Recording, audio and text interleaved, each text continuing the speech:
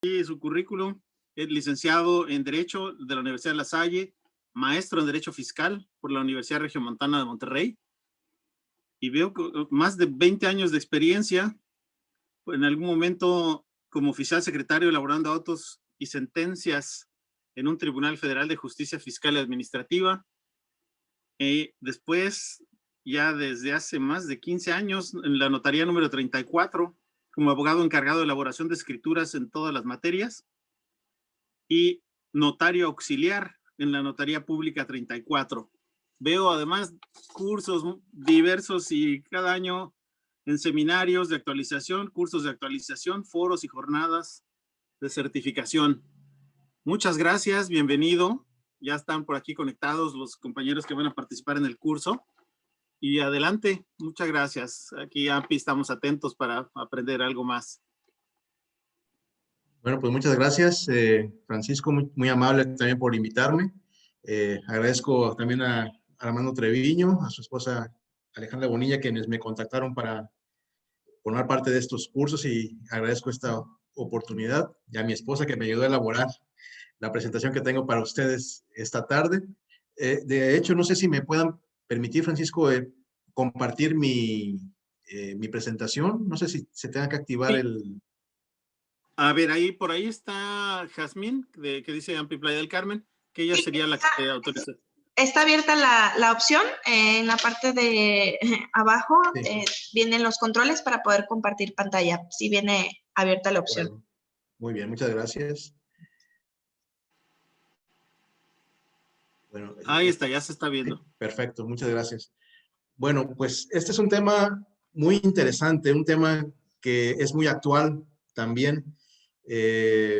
Vamos a ver algunas estadísticas que hablan acerca de esta situación y pues que tiene mucha injerencia en la labor que ustedes como profesionales inmobiliarios tienen que lidiar cada día con sus operaciones, con sus clientes y en relación también con los notarios públicos y el registro público de la propiedad. Es un tema, les reitero, muy actual y lamentablemente sigue creciendo. Entonces, es un tema que nos va a permitir abordar en esta tarde algunos aspectos que tienen que ver con ello y qué soluciones o qué propuestas para prevenir podemos tener. Y yo creo que sería de mucha utilidad tener estos tips, estas herramientas que vamos a poder proporcionar para este propósito.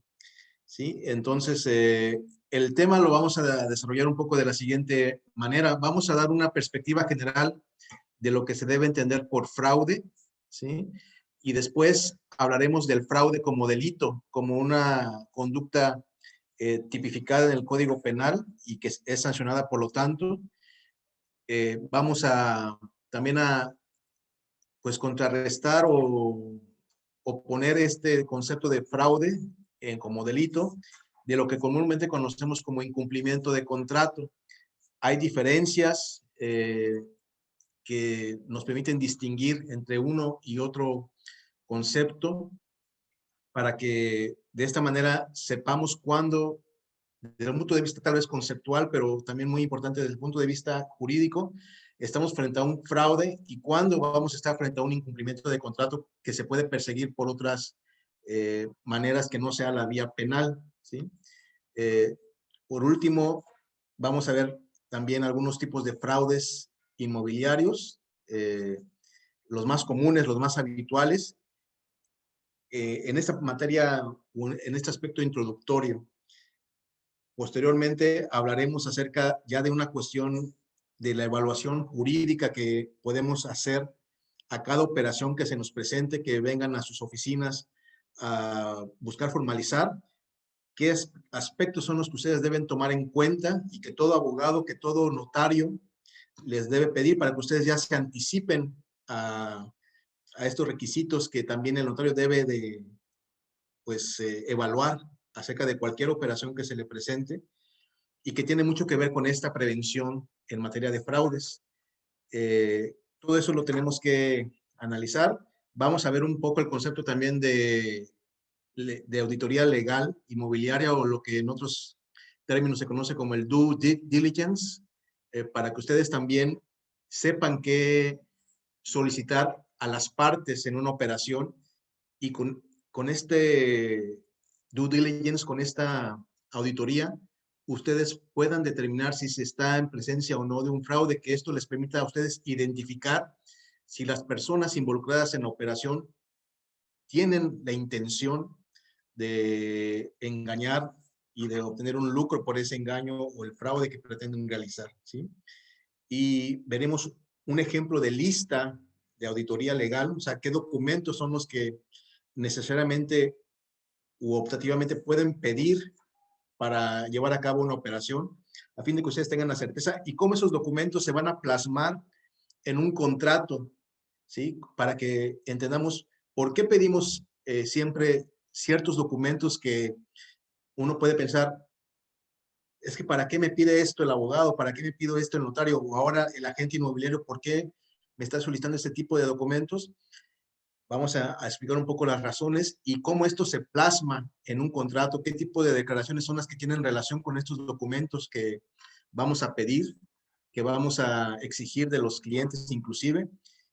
Y por último, concluiremos ya con algunos consejos prácticos también que el Consejo Nacional del Notariado Mexicano pues aporta a la sociedad para que se prevengan los fraudes inmobiliarios. Yo creo que es un tema o un conjunto de aspectos que vamos a ver que yo creo que les van a ser de utilidad. No queremos teorizar mucho acerca de esto porque yo creo que es más útil para ustedes el tener o conocer aspectos prácticos de la cuestión de los fraudes inmobiliarios.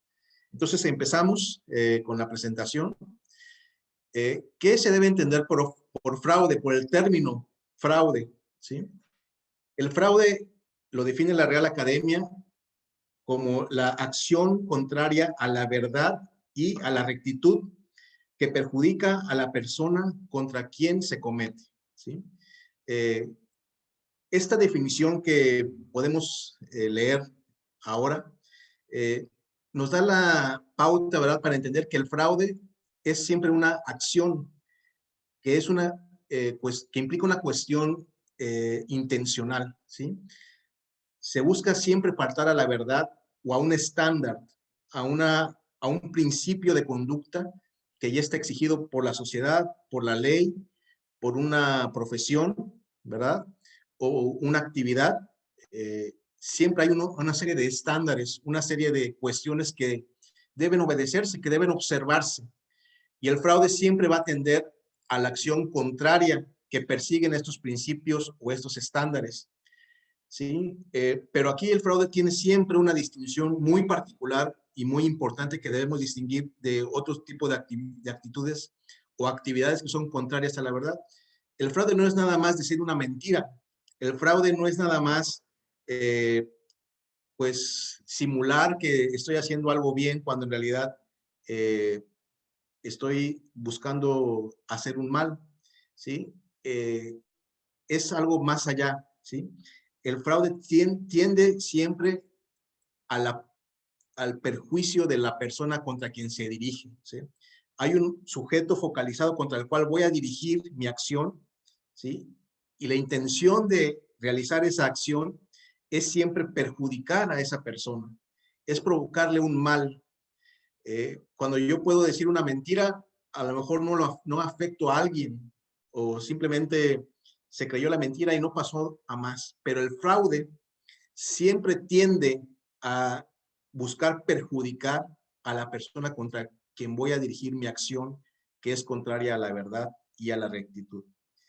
Este elemento de perjuicio, de perjudicar a alguien es algo que siempre va a estar presente en este tipo de actividades y que las van a distinguir de las demás clases de acciones contrarias a la verdad, ¿sí? Pero es básicamente lo que podemos entender por el término genérico, la palabra de fraude. Así la define, les reitero, la Real Academia de la Lengua Española, ¿sí? Pero el fraude es también considerado un delito, ¿sí? Ya es algo que va más allá de una simple definición gramatical o terminológica.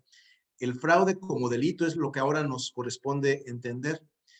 El artículo 152 del Código Penal del Estado de Quintana Roo, así es como define al fraude, y lo hace de la siguiente manera: comete el delito de fraude el que, engañando a alguien o aprovechándose del error en que éste se encuentra, obtenga alguna cosa ajena o alcance un lucro indebido para sí o para otro individuo, para otra persona, ¿sí?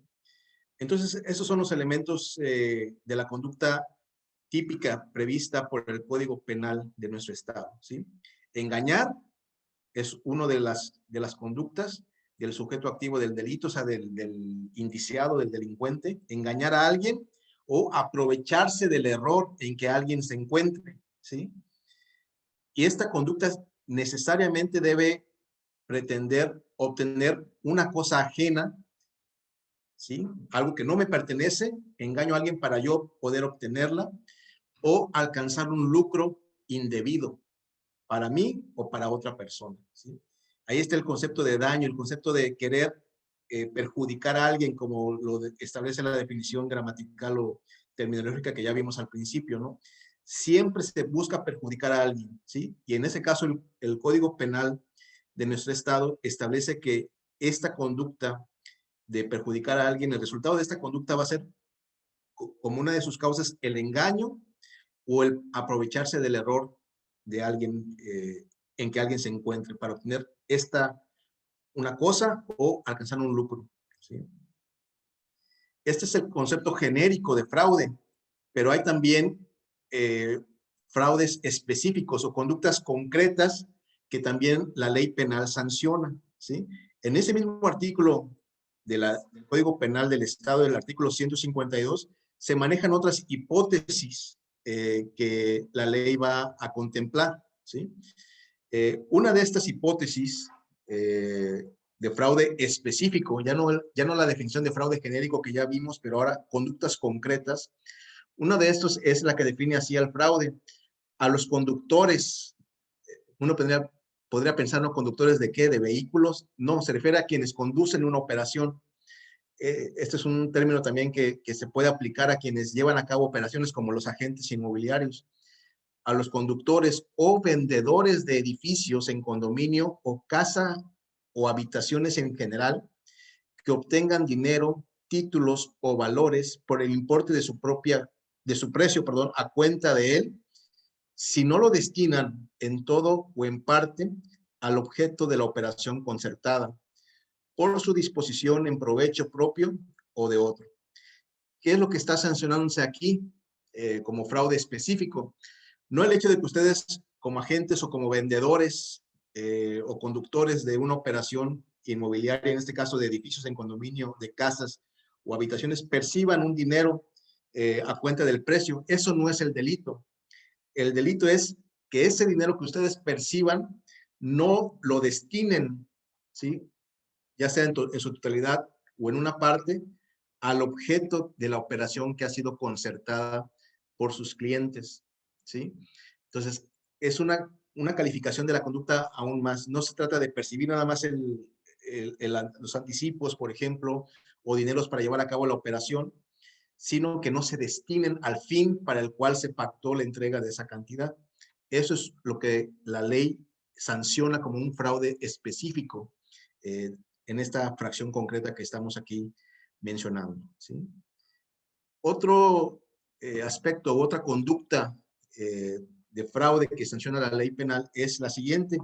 En su fracción quinta se señala que es un fraude específico cuando los fabricantes, empresarios, contratistas o constructores de una obra cualquiera emplean en la construcción de la misma materiales en cantidad o calidad inferior a la convenida, o también emplean mano de obra de menor calidad a la estipulada si ha recibido el precio o parte de él.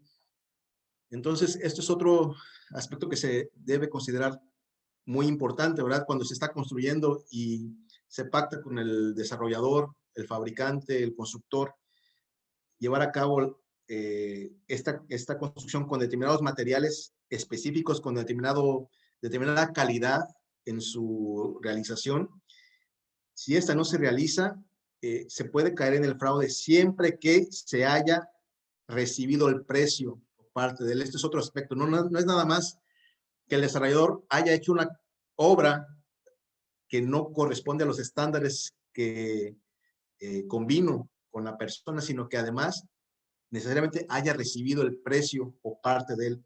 Si no se da esta situación, esta conducta, ¿verdad? No se configura el delito. Pero vamos, son aspectos concretos que la ley penal, cuya aplicación es exacta por lo que dispone nuestra Constitución, o sea, se debe de cumplir cada uno de los elementos de este tipo penal para que pueda darse el delito. Entonces, si no se cumplen, no hay delito como tal que perseguir hasta que se reúnan todos los elementos que esta hipótesis legal, ¿verdad?, establece en esta fracción, ¿sí? Pero es muy importante esto, ¿no? O sea, si no cumplo yo como desarrollador con la calidad de construcción a la que me comprometí, habiendo yo recibido dinero ya de mis clientes para esto, entonces estoy cometiendo ya el delito de fraude específico previsto por esta fracción, ¿sí? Otra conducta, en la fracción séptima, al que por sí o por interpósita persona cause perjuicio público o privado, cause perjuicio, este es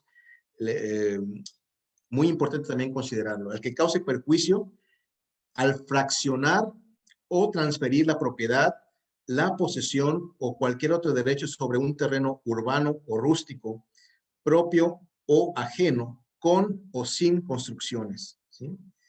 Este delito se penará aún en el caso de falta de pago total o parcial por parte del afectado. Para los efectos penales se entiende por fraccionar la división de terrenos en lotes.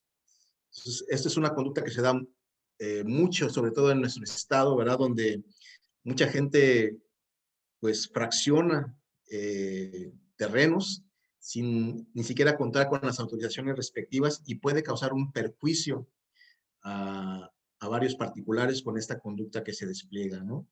Entonces, el Código Penal considera que esta clase de comportamiento, de conducta, es algo que no puede permitirse y por lo tanto la sanciona con la pena privativa de libertad al establecerla en el Código Penal, ¿no? Muy bien. Hay otros tipos de fraude específico. El siguiente es el que está previsto en la fracción novena del Código Penal, que dice al que por título oneroso, es decir, debe haber una contraprestación de por medio, enajene alguna cosa ajena con conocimiento de que no tiene derecho para disponer de ella, o la arrende, hipoteque, empeñe o grave de cualquier forma, si ha recibido el precio, la renta o alquiler, la cantidad en que la grave, parte de ellos o un lucro equivalente, o disponga de una cosa propia como libre, con el conocimiento de que está grabada. ¿Qué quiere decir esto? Que si yo vendo una propiedad que no tengo derecho a disponer de ella, pues estoy cometiendo un delito, obviamente, ¿verdad? Y también, no solamente si yo dispongo de ella, si la vendo, sino también si la hipoteco, inclusive si la grabo, o sea, le pongo alguna otra situación, algún embargo, por ejemplo, ¿no?, que quisiera yo idear por ahí o fabricar para que se inscriba en el registro público, por ejemplo. Si yo logro alguna de estas conductas, vender, enajenar, disponer de ella, incluso arrendar, como dice el artículo, ¿verdad?, hipotecar o grabar de cualquier forma, habiendo ya recibido el precio por esa situación, entonces estoy cayendo en este delito, ¿sí? Y también si dispongo de una cosa propia como libre, con el conocimiento de que está grabada. Si yo le digo a alguien, te vendo mi propiedad, está libre de gravamen, no hay ninguna hipoteca, no hay ningún embargo, cuando en realidad sí lo hay, y yo falsifico, no sé, el certificado de libertad de gravamen que se exige para toda operación, entonces estoy cayendo en un delito de fraude específico conforme a lo que señala esta fracción, ¿sí? Otro tipo de fraude específico es el que venda a dos o más personas una misma cosa, sea mueble o inmueble, y reciba el precio de una u otra venta o ambas o parte de él con perjuicio del primer o siguientes compradores. Entonces, si yo, que también se da mucho en el Estado, me ha tocado muchas veces, pues con sorpresa, enterarme de que un inmueble ha sido vendido 2 o 3 veces. No sé si alguno ha tenido esa experiencia, pero increíblemente sucede en nuestro Estado y esta conducta es sancionada por el Código Penal, ¿sí? Y implica muy importante este punto de recibir el precio de una u de la otra venta con perjuicio del primero o siguientes compradores, ¿sí? La penúltima conducta que está tipificada como fraude específico en materia inmobiliaria en el Estado es la siguiente: al que por sí o por interpósita persona, sin contar con las licencias, constancias y o permisos y o autorizaciones y o requisitos previstos por la Ley de Asentamientos Humanos, la Ley de Ordenamiento Territorial y Desarrollo Urbano y la Ley de Acciones Urbanísticas del Estado de Quintana Roo, fraccione, subdivida, parcele o incorpore un terreno urbano o rústico con o sin construcciones, propio o ajeno, y transfiera o prometa transferir la propiedad, la posesión o cualquier otro derecho sobre alguno de estos lotes. Otra vez, la cuestión de los fraccionamientos ilegales o irregulares, ¿no? Cuando se hacen contratos de venta de fracciones sin que se tengan los permisos para subdividir siquiera, pues esto está también sancionado porque fomenta el crecimiento irregular de las ciudades, de colonias, y esto le causa un perjuicio al Estado, pero también a los particulares cuando compran y no hay una autorización para que exista ese lote. O sea, registralmente hablando, no existe ese lote, ¿sí? No hay un folio con el cual se le puede identificar en el registro público de la propiedad. No hay una propiedad, por lo tanto, de ese lote concreto y pues se le causa un perjuicio al particular, ¿sí? No, pues no puede disponer de esa fracción, no puede venderla, no puede hacer nada con esa propiedad porque no está subdividida, no existe como tal esa fracción, ¿sí? Entonces, se causa un perjuicio a su patrimonio. Por último,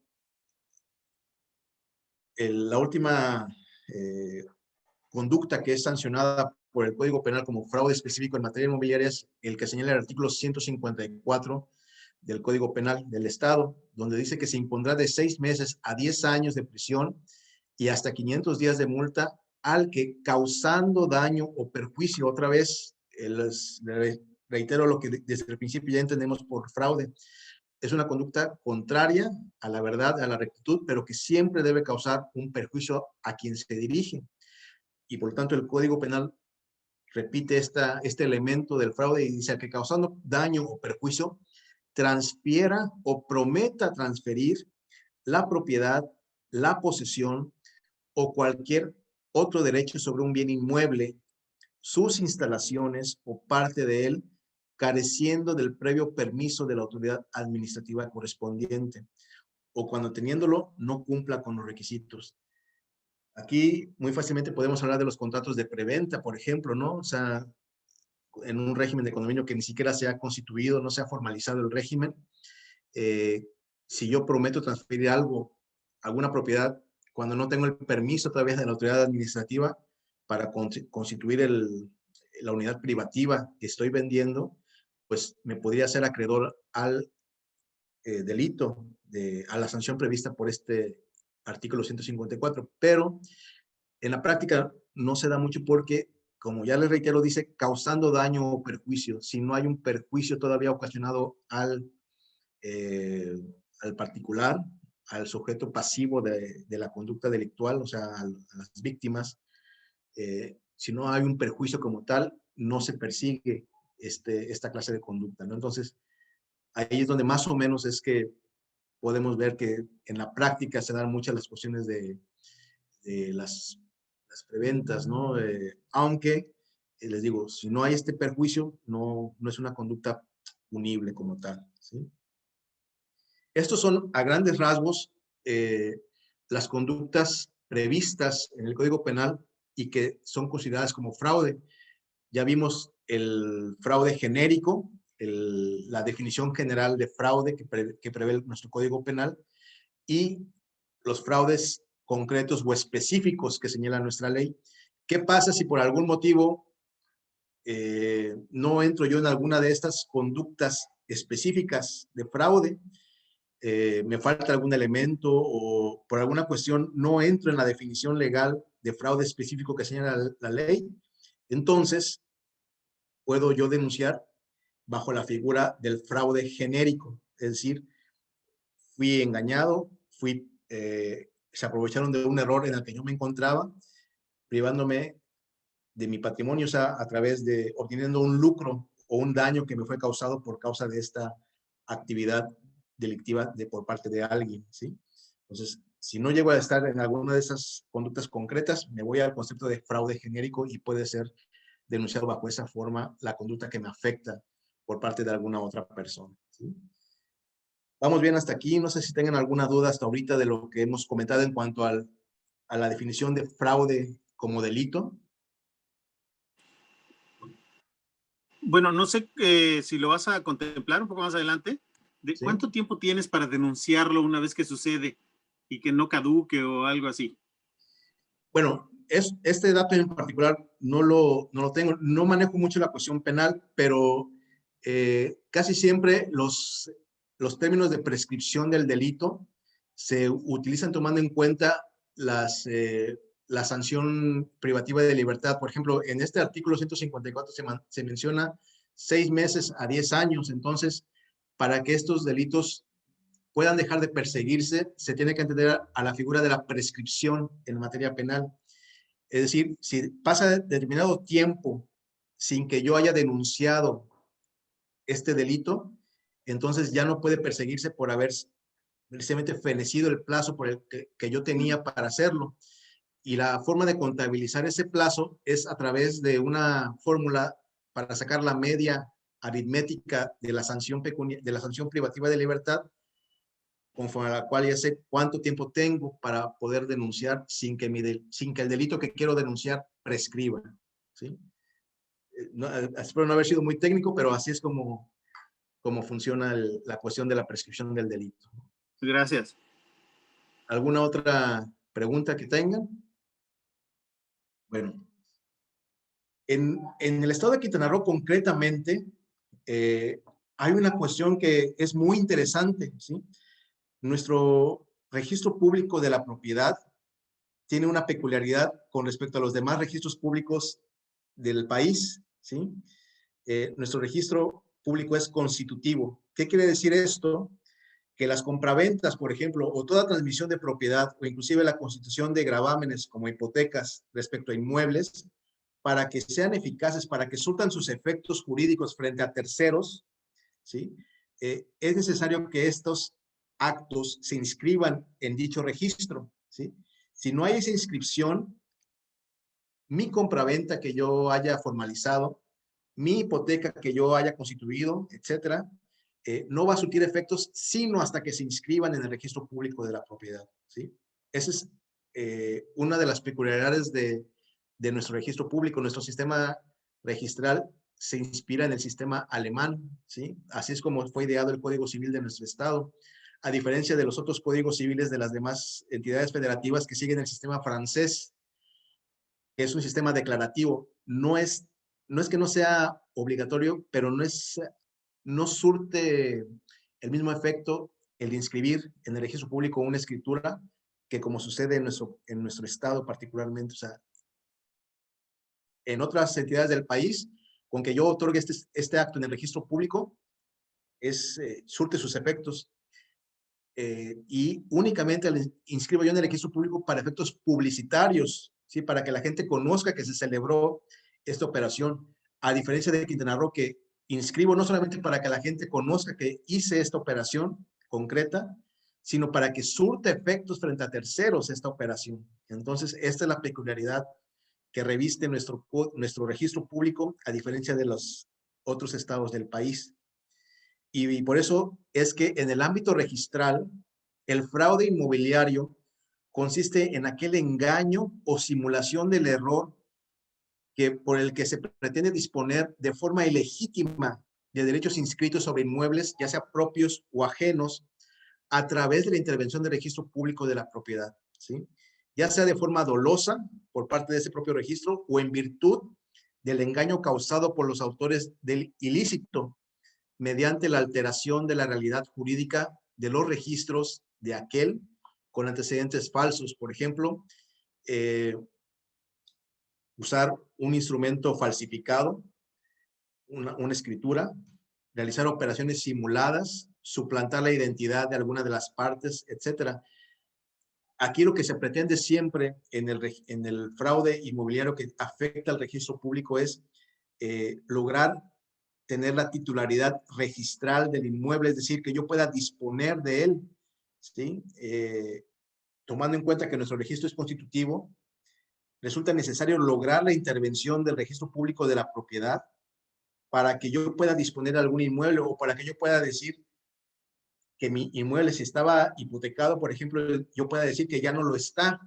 Entonces, necesariamente tengo que contar con un documento emitido en el registro público, me refiero concretamente a la boleta de inscripción, por ejemplo, para señalar que yo ya soy dueño de ese lote o de esa propiedad que ampara el folio registral del cual estoy valiéndome, y por lo tanto yo pueda disponer del inmueble sin que medie la respectiva inscripción.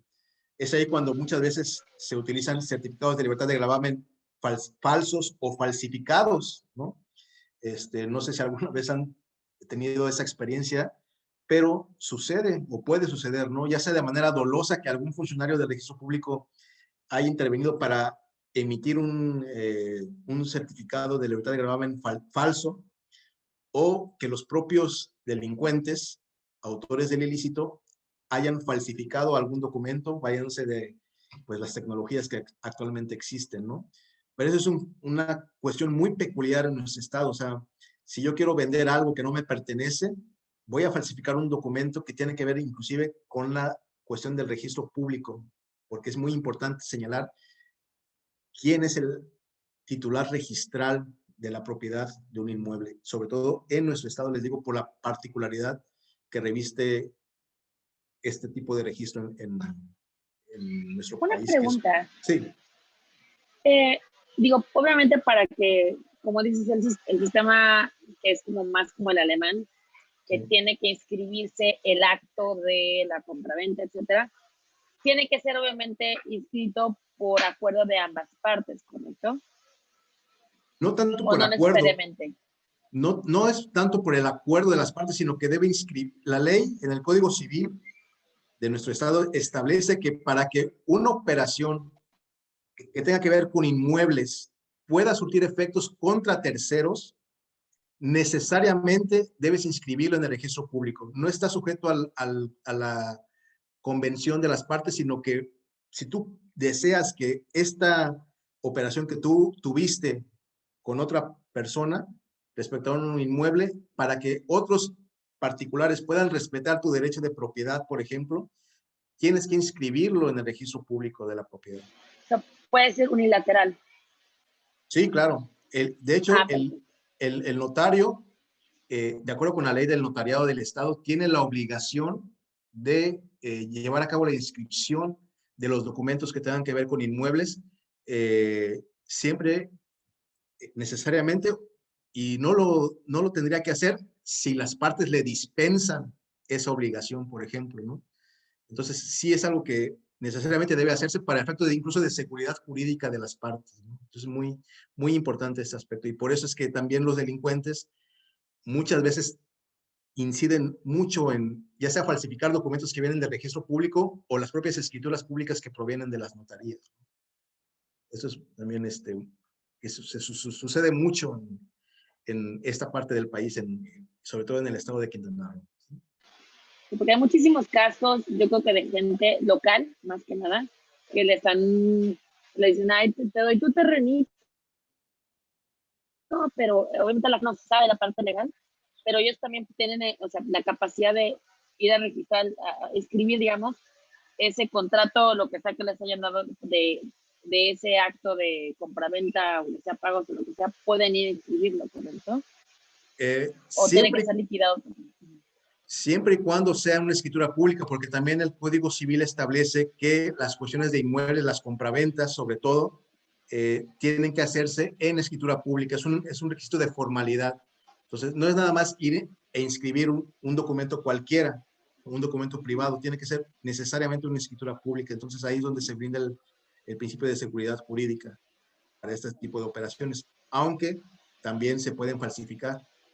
Antes, hace ya algunos años, se podían inscribir, por ejemplo, contratos de promesa de compraventa, siempre y cuando fuesen ratificados ante notario. Ahorita eso ya no se está permitiendo por parte del registro público, pero lo que se permite inscribir son escrituras públicas en cuestión inmobiliaria, ¿no? Todo en compraventas o enajenaciones de inmuebles en general. Gracias. Gracias. Creo que sí. Muy bien, entonces aquí tenemos esta peculiaridad, les decía, y vamos al contexto, pues, de la importancia de este tema. El INEGI recientemente publicó la encuesta de vivienda y percepción de la seguridad en México. Lo hizo a nivel nacional y lo hizo específicamente por estados. Y en el caso del estado de Quintana Roo, se estableció la cuestión de cuáles son los delitos más frecuentes en el orden común. Aquí no están considerados los delitos de alto impacto, como narcotráfico, homicidios, etcétera, sino los delitos, vamos a decirlo así, no tan de alto impacto, ¿no? Siendo el primero de ellos, en el 2020, el que más frecuentemente se dio, según la encuesta que el INEGI hizo a la población, el que más frecuencia tuvo fue el de robo o asalto en calle o transporte público. La franja morada que ustedes ven es la que se dio en el año 2020. Fueron 7,536 delitos de robo o asalto por cada 100,000 habitantes, ¿sí? Un porcentaje del 21.2%. O sea, 21 de cada 100 de estos delitos tuvo que ver con robo, ¿no? Si se dan cuenta, este delito de robo disminuyó en el 2020 con respecto a lo que sucedió en el año 2019. 7,536 delitos de robo en el año 2020 y en el año 2019 fueron 8,350. Pero veamos ahora el de fraude, ¿sí? El de fraude es el segundo mayor tasa en Quintana Roo en el 2020 y fueron 7,106 delitos, a diferencia del 2019 que fueron 6,339 delitos. O sea, creció, pero inclusive, si ustedes lo corroboran, creció más este delito, ¿verdad? Que en porcentajes o en proporción al delito de robo. O sea, en el 2019 el delito de robo fue mucho mayor al que tuvo de índice en el 2020 y en cambio el delito de fraude, pues creció, ¿sí? Creció aún más y estamos en un segundo lugar. Aquí obviamente se consideran fraudes de todo tipo, fraude bancario, fraude al consumidor, pero también están dentro de esto los fraudes inmobiliarios. Entonces, por eso es que es un tema tan importante, tan pues trascendente de considerar para pues establecer medidas que permitan la protección del patrimonio de los particulares, ¿no? O sea, vean, nada más estamos en un segundo lugar en este tema, ¿no? En cuestión de fraudes en general, ¿no? Algo que también quisiera quedar muy claro aquí es que hay que hacer una distinción de conceptos. Una cosa es el fraude y otra cosa es el incumplimiento de un contrato, ¿sí? Porque muchas veces pensamos, es que esta persona con la cual hice un contrato no me cumplió, sobre todo con desarrolladores inmobiliarios que te venden un departamento en régimen de condominio, por ejemplo, no me cumplió a lo que él se obligó y por lo tanto es un fraude. Esto es muy importante que lo distingamos porque una cosa es realmente la conducta delictiva de fraude y otra es el incumplimiento de un contrato. Aquí donde vemos esta distinción, el fraude, como ya lo hemos visto, está previsto y sancionado por la ley penal. El sujeto del delito, esto es también un elemento trascendental, el sujeto activo del delito decidió de manera dolosa, desde que celebró el contrato, a no cumplir este último, ¿sí? Yo desde que firmé con mi cliente, por decirlo así, en este ejemplo, yo ya sabía que no le iba a cumplir a mi cliente. Dolosamente, aún así, celebré un contrato inmobiliario, ¿sí? Entonces, a diferencia del incumplimiento de contrato, como vamos a ver, que está previsto y sancionado por la ley civil o mercantil, según sea el caso, en ella el sujeto incumplido obró de buena fe al celebrar el contrato. Él tenía la convicción de cumplir con los términos a los que se obligó. Él dijo, en tal fecha te entrego, con estas condiciones, con estas características y calidad de obra, y por alguna circunstancia, típico ejemplo, ¿verdad? El año pasado de la pandemia, muchas cosas se atrasaron, muchas cosas dejaron de construirse en el plazo que se había previsto para ello. Entonces, por X o Y circunstancia, no te pude cumplir conforme a los términos a los que me obligué en el instrumento contractual que celebramos. A diferencia del fraude, en donde, como ya vimos, yo ya había maquinado en tu contra de que te iba a perjudicar, y lo sabía yo desde el principio, desde antes o al momento inclusive de firmar el contrato, yo sabía yo que te iba yo a defraudar, que iba a engañarte o a aprovecharme del error en que te encontrabas para producirte un perjuicio o daño en tu patrimonio, ¿sí?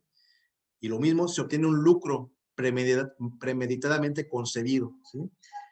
En el caso del fraude, y por lo tanto, esta conducta como tal está sancionada con pena privativa de libertad, multas, que es una pena pecuniaria, y la reparación del daño. En cambio, el incumplimiento de contrato, pues nos permite aplicar las penalidades que están previstas en el contrato. Ustedes saben que al firmar, por ejemplo, un contrato de promesa o alguna escritura de compraventa, se pueden pactar penalidades en el caso de que no cumplas, ¿sí?, con determinada obligación. También puedes acudir a la Profeco, por ejemplo, en el caso de los desarrolladores inmobiliarios, pues tú puedes poner tu queja ante la Profeco y decir, es que no me cumplió en estos términos, o él me prometió ponerme una mesa o una barra de cuarzo, de granito, lo que sea, y me puso una de madera, y así no era. Entonces se pueden poner ante la Profeco las quejas respectivas, y también se puede demandar la rescisión del contrato o el cumplimiento forzoso del contrato, pero en todo caso se cumple. Entonces, una cosa es el fraude como tal, y otra cosa es que yo no te haya cumplido el contrato, pero estoy dispuesto a cumplirlo, o a que se apliquen las penalidades o la rescisión del contrato, o incluso el cumplimiento forzoso del mismo.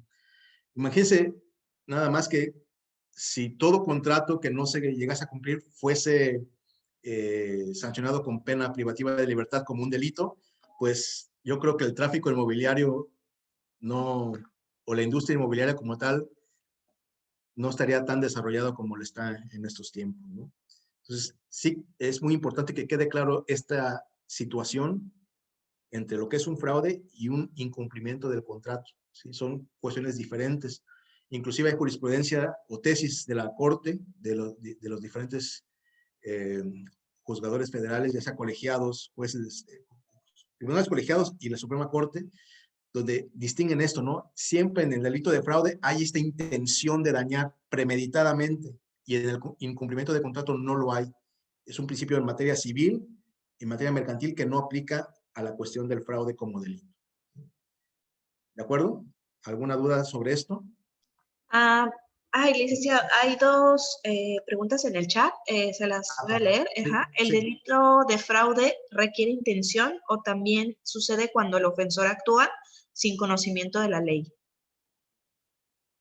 Como ya más o menos lo comentamos, hay una especie de dolo, o sea, sí hay una intención que es la que se sanciona como parte del delito, o sea, forma parte de la conducta delictiva. Algunos pudieran pensar, es que hay fraude culposo, por decirlo así, o sea, fue una negligencia, pero es ahí donde siempre está esta línea divisoria entre lo que es el fraude y el incumplimiento de contrato. Si fue culposo, yo no tenía la intención de no cumplir, y entonces ante esto pues me obligo a cumplir, tal vez ya no como antes, o o llego a un arreglo, pero no había esa intención. En cambio, en el fraude, las tesis que existen al respecto de la Corte sí nos permiten establecer que hay una intención, una deliberación previa por parte del sujeto activo del delito para cometer este ilícito, ¿no? Entonces, no soy penalista, pero sí lo que hemos podido ver desde siempre en los criterios de la Corte es que hablan de esta intencionalidad en el fraude, por lo menos en el fraude inmobiliario, ¿sí? Que es lo que estamos viendo ahora. Perfecto. Otra de las preguntas es si se puede registrar un apartado en el RPP. A eso vamos a ir, pero sí, de una vez les respondo, sí se puede. Uno de las formas de prevenir en cierta forma un fraude inmobiliario es la presentación de los avisos preventivos, ¿sí? La ley, el Código Civil concretamente es el que establece esta posibilidad de cuando se vaya a celebrar una operación inmobiliaria, hablando de compraventa, hablando de hipoteca, por ejemplo, también, tú puedes presentar un aviso preventivo al registro público para que se anote en el folio registral que corresponde al inmueble sobre el cual se va a llevar a cabo la operación, a fin de que, por el principio de orden o de prioridad registral, esta anotación sirva de base para que, entre comillas, apartemos el folio del inmueble, ¿sí?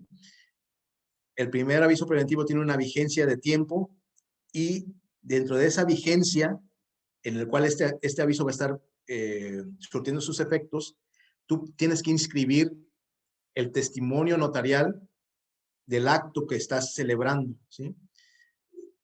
Si no lo haces dentro de ese plazo, obviamente el primer aviso preventivo deja de surtir efectos y ya puede cualquier otro acto inscribirse, incluso previo al tuyo, ¿sí? Algún embargo, alguna hipoteca o algo que ya no te permita a ti disponer del inmueble o comprar el inmueble que te habían prometido vender, porque ya alguien más tiene un derecho registral anterior al tuyo, ¿sí? Entonces, después del aviso preventivo se presenta el primer aviso preventivo, después de ese se presenta obviamente el segundo aviso preventivo, donde tú ya le indicas al registro el número de la escritura pública, ante qué notario también se elaboró esa escritura, para que dentro del plazo que va a durar la vigencia de ese segundo aviso preventivo, tú presentes el testimonio notarial, ¿sí?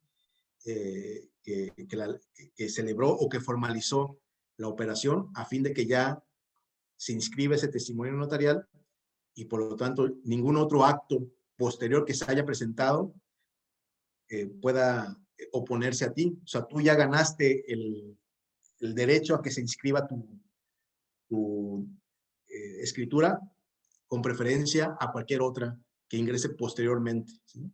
Entonces, ese es uno de los elementos que se pueden utilizar siempre para prevenir fraudes inmobiliarios, sobre todo que tengan que ver con inscripción al registro público, ¿sí? ¿Queda claro? Otra de las preguntas es cuando el desarrollador tiene intención de entregar pero no cumple y vende de nueva cuenta la propiedad. Bueno, ahí son dos conductas diferentes. Cuando tiene la intención de cumplir y no lo hace, cae en el llamado incumplimiento de contrato. Pero si además todavía vende tu propiedad que te había prometido a ti vender, supongo yo que se firmó algún contrato, para mí es evidente que se genera el delito de fraude, porque ya te había prometido vender algo, un inmueble concreto, y no lo hace, a sabiendas de que ya estaba obligado a hacerlo. Para mí se configura totalmente el delito de fraude específico. ¿Sí? ¿Alguna otra duda hasta el momento?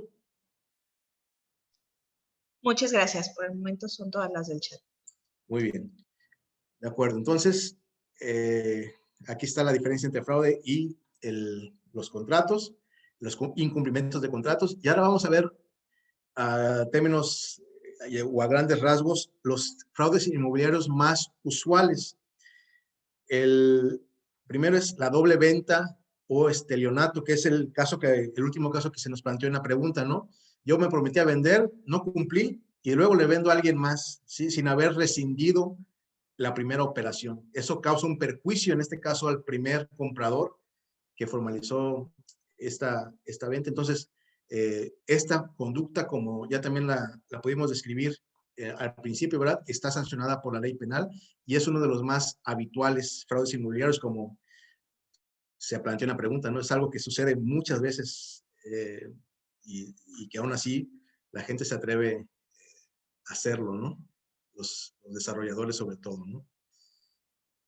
Otro tipo de fraude inmobiliario muy usual es la venta de bien futuro cuyo vendedor conoce que no se llevará a cabo la construcción, ¿sí? Muchas veces se promocionan, por ejemplo, regímenes de condominio, ¿no? Departamentos, pero los delincuentes o los perpetradores del ilícito, ¿verdad? No saben que no llevan a terminar la construcción, muestran como parte de su publicidad, aquí se va a celebrar, o aquí se va a construir, perdón, tal desarrollo, te pedimos tanto de enganche, pero no se lleva a cabo la construcción o no se termina de hecho, ¿no? Entonces, muchas veces este es un tipo de fraude muy utilizado por las personas que se dedican a este tipo de conductas ilícitas, ¿no? También se da la venta con falsificación de títulos de propiedad o títulos ilegítimos. Se falsifican directamente los documentos.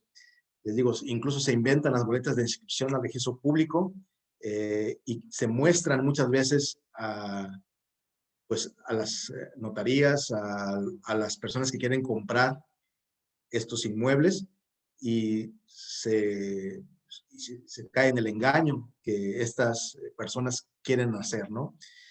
Lo que sucede también muchas veces en la práctica es que únicamente se conforma uno con recibir copias, ¿no? Copias simples de los documentos y no se hace un cotejo pues estricto de estos documentos, ¿no? Entonces, esto es una de las peores prácticas que incluso en materia notarial se deben o se pueden hacer. No se debe hacer eso.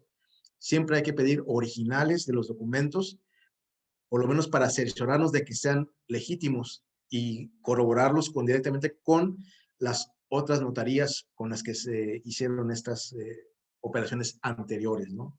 Pero es algo que se da muchísimo, la falsificación de títulos de propiedad o títulos ilegítimos, ¿no? Que no son realmente los idóneos para llevar a cabo la operación que se está queriendo formalizar. Después, permítanme.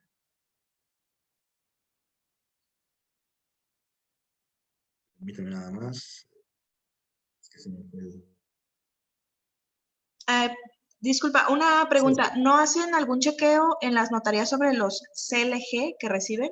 Sí, sí se hacen, pero te digo, también a veces lamentablemente no se hace un doble chequeo, por decirlo así, no se acude al registro público a verificar que en efecto lo que dice el registro en ese certificado coincide con lo que realmente está anotado en el sistema del registro público. A veces uno se confía nada más, bueno, es un documento que viene del registro público, está bien, pero lo que se recomienda hacer en todo caso es verificar, reconfirmar directamente en el registro público para que en efecto se tenga la certeza de que las anotaciones contenidas en el certificado que se nos exhibe por los clientes es el correcto o coincide con lo que está registrado o inscrito en los sistemas del registro público de la propiedad.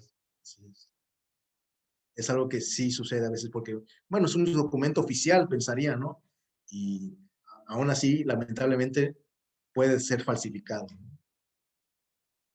Y otro tipo de fraude también muy socorrido, muy usual, es la venta con la suplantación de identidad del propietario. Te exhiben, inclusive, las identificaciones oficiales.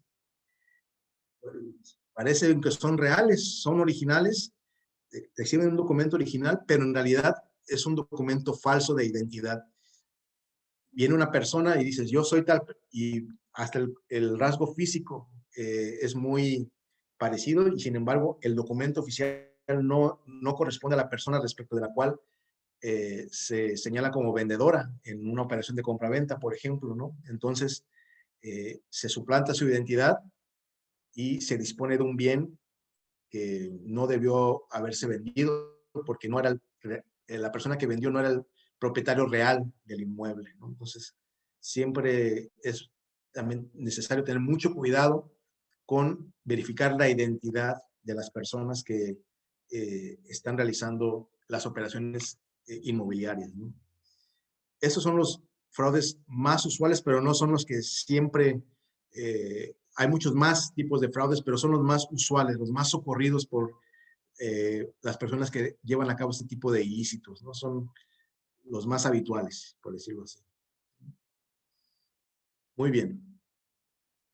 En virtud de todo esto que ya hemos mencionado, que el fraude es considerado como una conducta ilícita, como un delito, y que el índice de fraudes es cada vez mayor en número cada año, ¿sí? Y que suceden todo este tipo de fraudes, ¿no? Doble venta, documentos falsos, suplantación de identidad.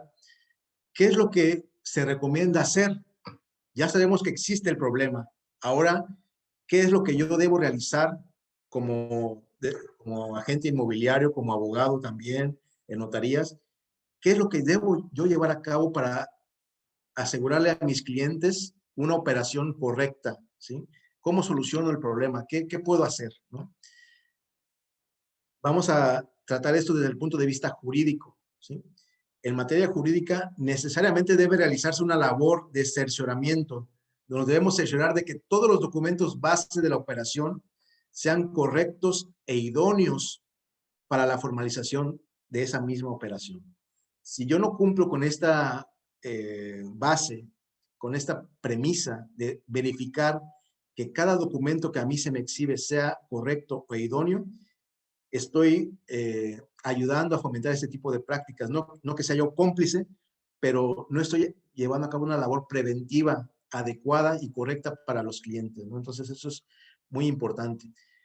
Estos anuncios nos dan la pauta, ¿no? Cuando nos dicen vendemos lotes, bueno, una cosa es que me vendas lotes y otra cosa es te vendo la parcela número 39 que está ubicada en la provincia tal, en este municipio, en ese sector, en este polígono. Esto ya nos ayuda a saber identificar correctamente lo que se va a hacer en una operación y qué se requiere para saber qué documentos pedirle, en este caso, al vendedor que va a formalizar esta operación, ¿sí? Entonces, los aspectos que debemos considerar son 4 básicamente, ¿no?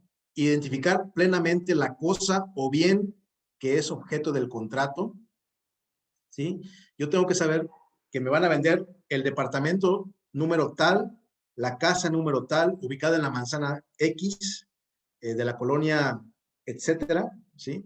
De la ciudad, tanto con la clave catastral y con el folio registral que se indica en el registro público de la propiedad, ¿sí? Entonces, yo debo saber qué es lo que le están vendiendo a mi cliente o qué es lo que está vendiendo la persona que desea enajenar X bien, ¿sí?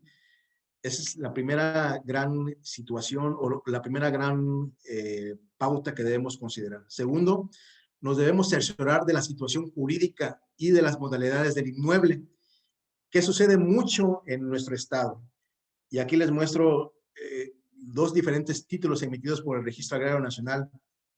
Una cosa es que me vendan una parcela ejidal de la cual no se ha adoptado el dominio pleno y que únicamente se tiene un certificado parcelario. Y otra cosa es que me vendan un título de propiedad de una parcela de la cual ya se adoptó el dominio pleno y que por lo tanto puede venderse a particulares, ¿sí? Son 2 cosas distintas, aunque a las 2 hablan de parcelas, los 2 títulos hablan de parcelas, pero una cosa es tener un certificado parcelario, por ejemplo, y una cosa es tener un título de propiedad de una parcela. Son aspectos diferentes. Entonces, yo me debo cerciorar de la situación jurídica, ¿sí? Y de la modalidad del inmueble. Una cosa es tener una parcela o vender una parcela con título de propiedad y otra cosa es vender un solar urbano, ¿sí? Que también hay un título de propiedad emitido por el Registro Agrario Nacional. Entonces, a muchos de sus clientes también, tal vez les han llegado a ustedes con, oye, me están vendiendo un solar urbano o me están vendiendo una parcela. Para cada aspecto, para cada tipo de bien, hay diferentes formalidades. Por ejemplo, yo sé que en la parcela, cuando ya se adoptó el dominio pleno y el propietario de la misma asumió dicho dominio pleno, sé que yo la puedo vender a particulares, sí, pero para venderla, la ley agraria te exige ciertos requisitos. Por ejemplo, que el precio de la operación no sea inferior al avalúo que realice el INDABIN, el Instituto de Evaluación de Bienes Nacionales, o el avalúo que realiza una institución de crédito. Si tú haces una operación de una parcela en un precio inferior al que señala este tipo de avalúo concreto que debe ser elaborado por estas personas únicamente, tu operación es nula de pleno derecho. Entonces, es ahí donde debemos siempre tomar en cuenta esta situación. Y además, en una parcela yo debo de notificar el derecho del tanto a los ejidatarios o a la familia del que va a vender, ¿sí? A mi esposa, a mis hijos, incluso al comisariado de ejidal, si es necesario para evitarme notificar a tantas personas, lo puedo hacer al comisariado de ejidal, pero debo hacerlo. Entonces, ¿qué pasa si no lo hago? Tu operación es nula. Entonces, son cuestiones que siempre uno debe cerciorarse antes de llevar a cabo una operación. ¿Qué tipo de bien me están vendiendo o le están vendiendo a mi cliente? En el solar urbano, por ejemplo, no hay ninguna de estas situaciones cuando se quiere vender. Simplemente se vende como si fuera cualquier tipo de propiedad privada. Pero, por ejemplo, en cuestiones de una parcela ejidal, sí se tienen que seguir ciertos requisitos. ¿Qué pasa con un departamento sujeto a régimen de condominio? ¿Sí? Bueno, ¿qué pasa si está arrendado? El arrendatario tiene un derecho de preferencia a adquirir el inmueble, un derecho del tanto que se menciona, ¿no? En la ley del régimen de propiedad en condominio del Estado. ¿Qué pasa si no le notifico al arrendatario si él quiere comprarme en los términos en que le estoy ofreciendo la venta a un cliente? Pues entonces él tiene el derecho de nulificar esa operación, de que se le venda a él o que se le paguen daños y perjuicios, ¿no? Inclusive. Entonces, son cuestiones que hay que ir respetando, ¿no? ¿Qué pasa si el bien está intestado? El que era propietario falleció y los herederos me lo están vendiendo. Bueno, ya se hizo la adjudicación, ya hay una albacea que pueda llevar a cabo la venta o no. O sea, son situaciones que cada caso concreto que se le presente a una persona, a un agente inmobiliario, a un notario, a un abogado, tiene que revisar para evitar ese tipo de fraudes o de cuestiones que pueden incidir en la afectación del patrimonio de los compradores o de las dos partes en general, ¿no? Entonces, siempre hay que sesionarnos de la situación jurídica y de las modalidades del inmueble, ¿sí? También hay que constatar la titularidad de los derechos relativos al inmueble, lo que les decía. Bueno, ¿quién tiene derechos sobre el bien? El propietario, hay arrendatarios, hay herederos. ¿Qué sucede? ¿Quiénes son los que tienen la titularidad de los derechos de ese inmueble? ¿Sí?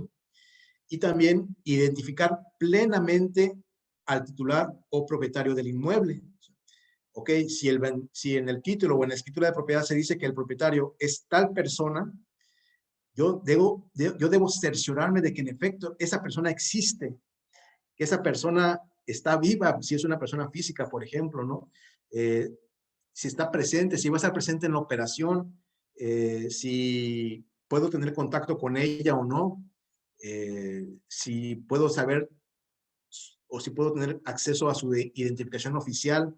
En fin, son aspectos que necesariamente debemos ya estar muy seguros para proteger el patrimonio de nuestros clientes, ¿sí? Entonces, estos son los 4 grandes aspectos que debemos considerar para toda operación inmobiliaria en las operaciones que ustedes tengan que ver, ¿sí? También hay otros aspectos adicionales. Tengo que comprobar la capacidad y personalidad de las partes contratantes. ¿Qué pasa si por ejemplo, un inmueble lo detenta la propiedad un menor de edad? ¿Sí? Muchos de ustedes sabrán, para que un menor de edad pueda vender una propiedad que está a su nombre, se requiere una autorización judicial. Si no existe esa autorización, no puede venderse una propiedad que está a nombre de un menor de edad, por ejemplo, ¿no? ¿Qué pasa, por ejemplo, si yo le quiero vender mi propiedad a una asociación religiosa. Para poder hacer esto, tengo que contar con una declaratoria de procedencia por parte de la Secretaría de Gobernación Federal para que una asociación religiosa pueda adquirir un inmueble, si no, está incapacitada para hacerlo. En fin, son siempre cuestiones que debo yo revisar. ¿Existe la capacidad del vendedor o del comprador para adquirir ese bien que se está pretendiendo enajenar, de acuerdo a la naturaleza propia de ese bien o de las personas que están involucradas en la operación? ¿Tienen poder suficiente?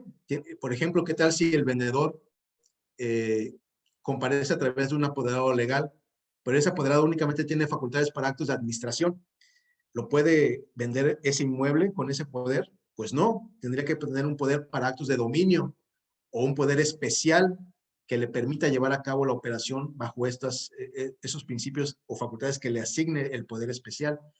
¿Qué pasa si es un poder otorgado en Estados Unidos por un notario estadounidense? ¿Se puede o no se puede? Entonces, son ese tipo de cuestiones las que uno tiene que evaluar. ¿Existe la capacidad suficiente? ¿La personalidad o las facultades de representación son las adecuadas, las idóneas para formalizar la operación o no? Entonces, ahí siempre se tiene que contar con la ayuda, sobre todo del notario que va a llevar a cabo esta operación para poder dilucidar si en efecto se cumplen estas premisas, ¿no? Ausencia de vicios de la voluntad. Uno tiene que investigar, tiene que profundizar, no solamente preguntar, ¿quieres vender? ¿Quieres comprar? Qué bueno. No, tiene uno que profundizar e investigar la voluntad de los contratantes y comprobar que no se encuentre viciada, si no le están engañando. Oye, ¿qué te prometieron venderte? ¿Un departamento en dónde? ¿Está sujeto a régimen de condominio? ¿Es preventa? ¿Te prometieron unas terminaciones específicas? Tienes que ver si hay algún error, si hay dolo por parte del vendedor o del comprador en cierto momento, pero más que todo del vendedor, ¿no? Te están coaccionando para llevar a cabo esta operación, porque incluso ya hay operaciones donde lamentablemente las personas son amenazadas para que les vendan determinado bien inmueble, ¿no? Entonces, uno tiene que cerciorarse de que la voluntad de cada una de las partes está correcta, no hay vicios que nulifiquen la operación, ¿sí? Y seguidamente, con los elementos que ya nos proporcionen las partes, ¿verdad? Hay que redactar el contrato, hay que cumplir con todas las formalidades legales que el Código Civil, que la legislación aplicable exija, y hay que compenetrarlos de todos los elementos de existencia y de validez. Un ejemplo que también sucede muy a menudo, les debe pasar en la práctica, ¿no? ¿Qué pasa si su cliente que viene de Estados Unidos no habla español y tiene que comparecer a firmar una escritura, pero no habla español? Y ustedes saben, el idioma es oficial de nuestro país, aun y cuando aquí todos hablemos inglés por la zona geográfica y turística en la que nos encontramos. ¿Qué pasa si no habla español? El Código Civil dice que si una persona contrata o firma un documento del cual no conoce el idioma, ese documento es nulo, ¿sí? Entonces, debe contar con un intérprete necesariamente para que este intérprete le traduzca lo que él está firmando, para que él se imponga del contenido del documento, so pena de que, de no hacerlo, el documento carecería de valor legal. Imagínense nada más lo que sucedería, o lo que sucede muy a menudo con clientes que no hablan y entienden el idioma español y aún así firman contratos de promesa o escrituras inclusive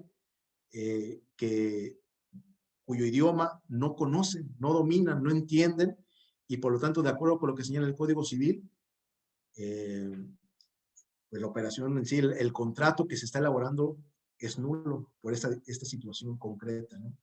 Entonces, no es nada más revisar todo, sino que todo esté claro para las partes, porque así también se evitan fraudes. El cliente no puede aducir engaño, no puede aducir un perjuicio si no se cumplen estas formalidades, o si se cumplen estas formalidades.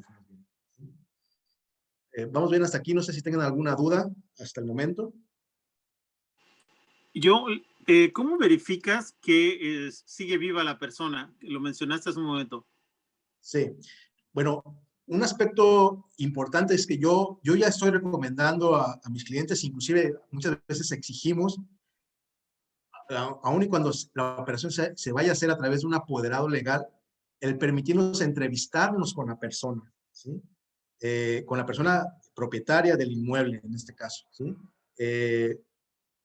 Nos ha tocado la experiencia, por ejemplo, con algunos conocidos, de que nos comentan que firmaron alguna vez un contrato de promesa de compraventa para un inmueble, inclusive ya ni tuvieron contacto con el apoderado o solamente por vía telefónica, pero nunca se entrevistaron con la propietaria o el propietario del inmueble, ¿no? Entonces, este es un signo también muy importante para saber si estamos frente a un posible fraude o no. ¿Has tenido alguna vez contacto con el propietario? Por lo menos por teléfono, preguntarle acerca del inmueble, a ver algo que nos pueda él referir acerca de la propiedad. Eh, Esta situación muy particular es uno de los focos que por ejemplo, inclusive la unidad de inteligencia financiera comenta mucho en las alertas que hay que enviar, sobre todo en materia de lavado de dinero, ¿no?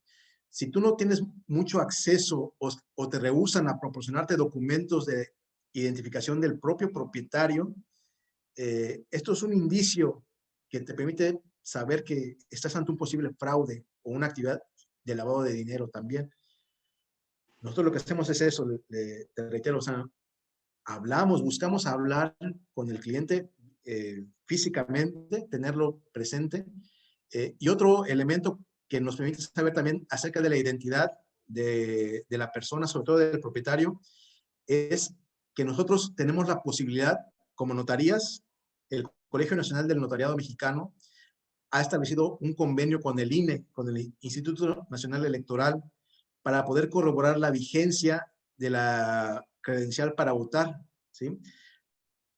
Y con esto podemos también sesionarnos de si una persona está viva, es porque su INE está vigente, a menos que haya fallecido, ¿verdad? Entonces ahí sí, tratamos de ver por otros medios, pero siempre uno de ellos es la entrevista viva voz con la persona.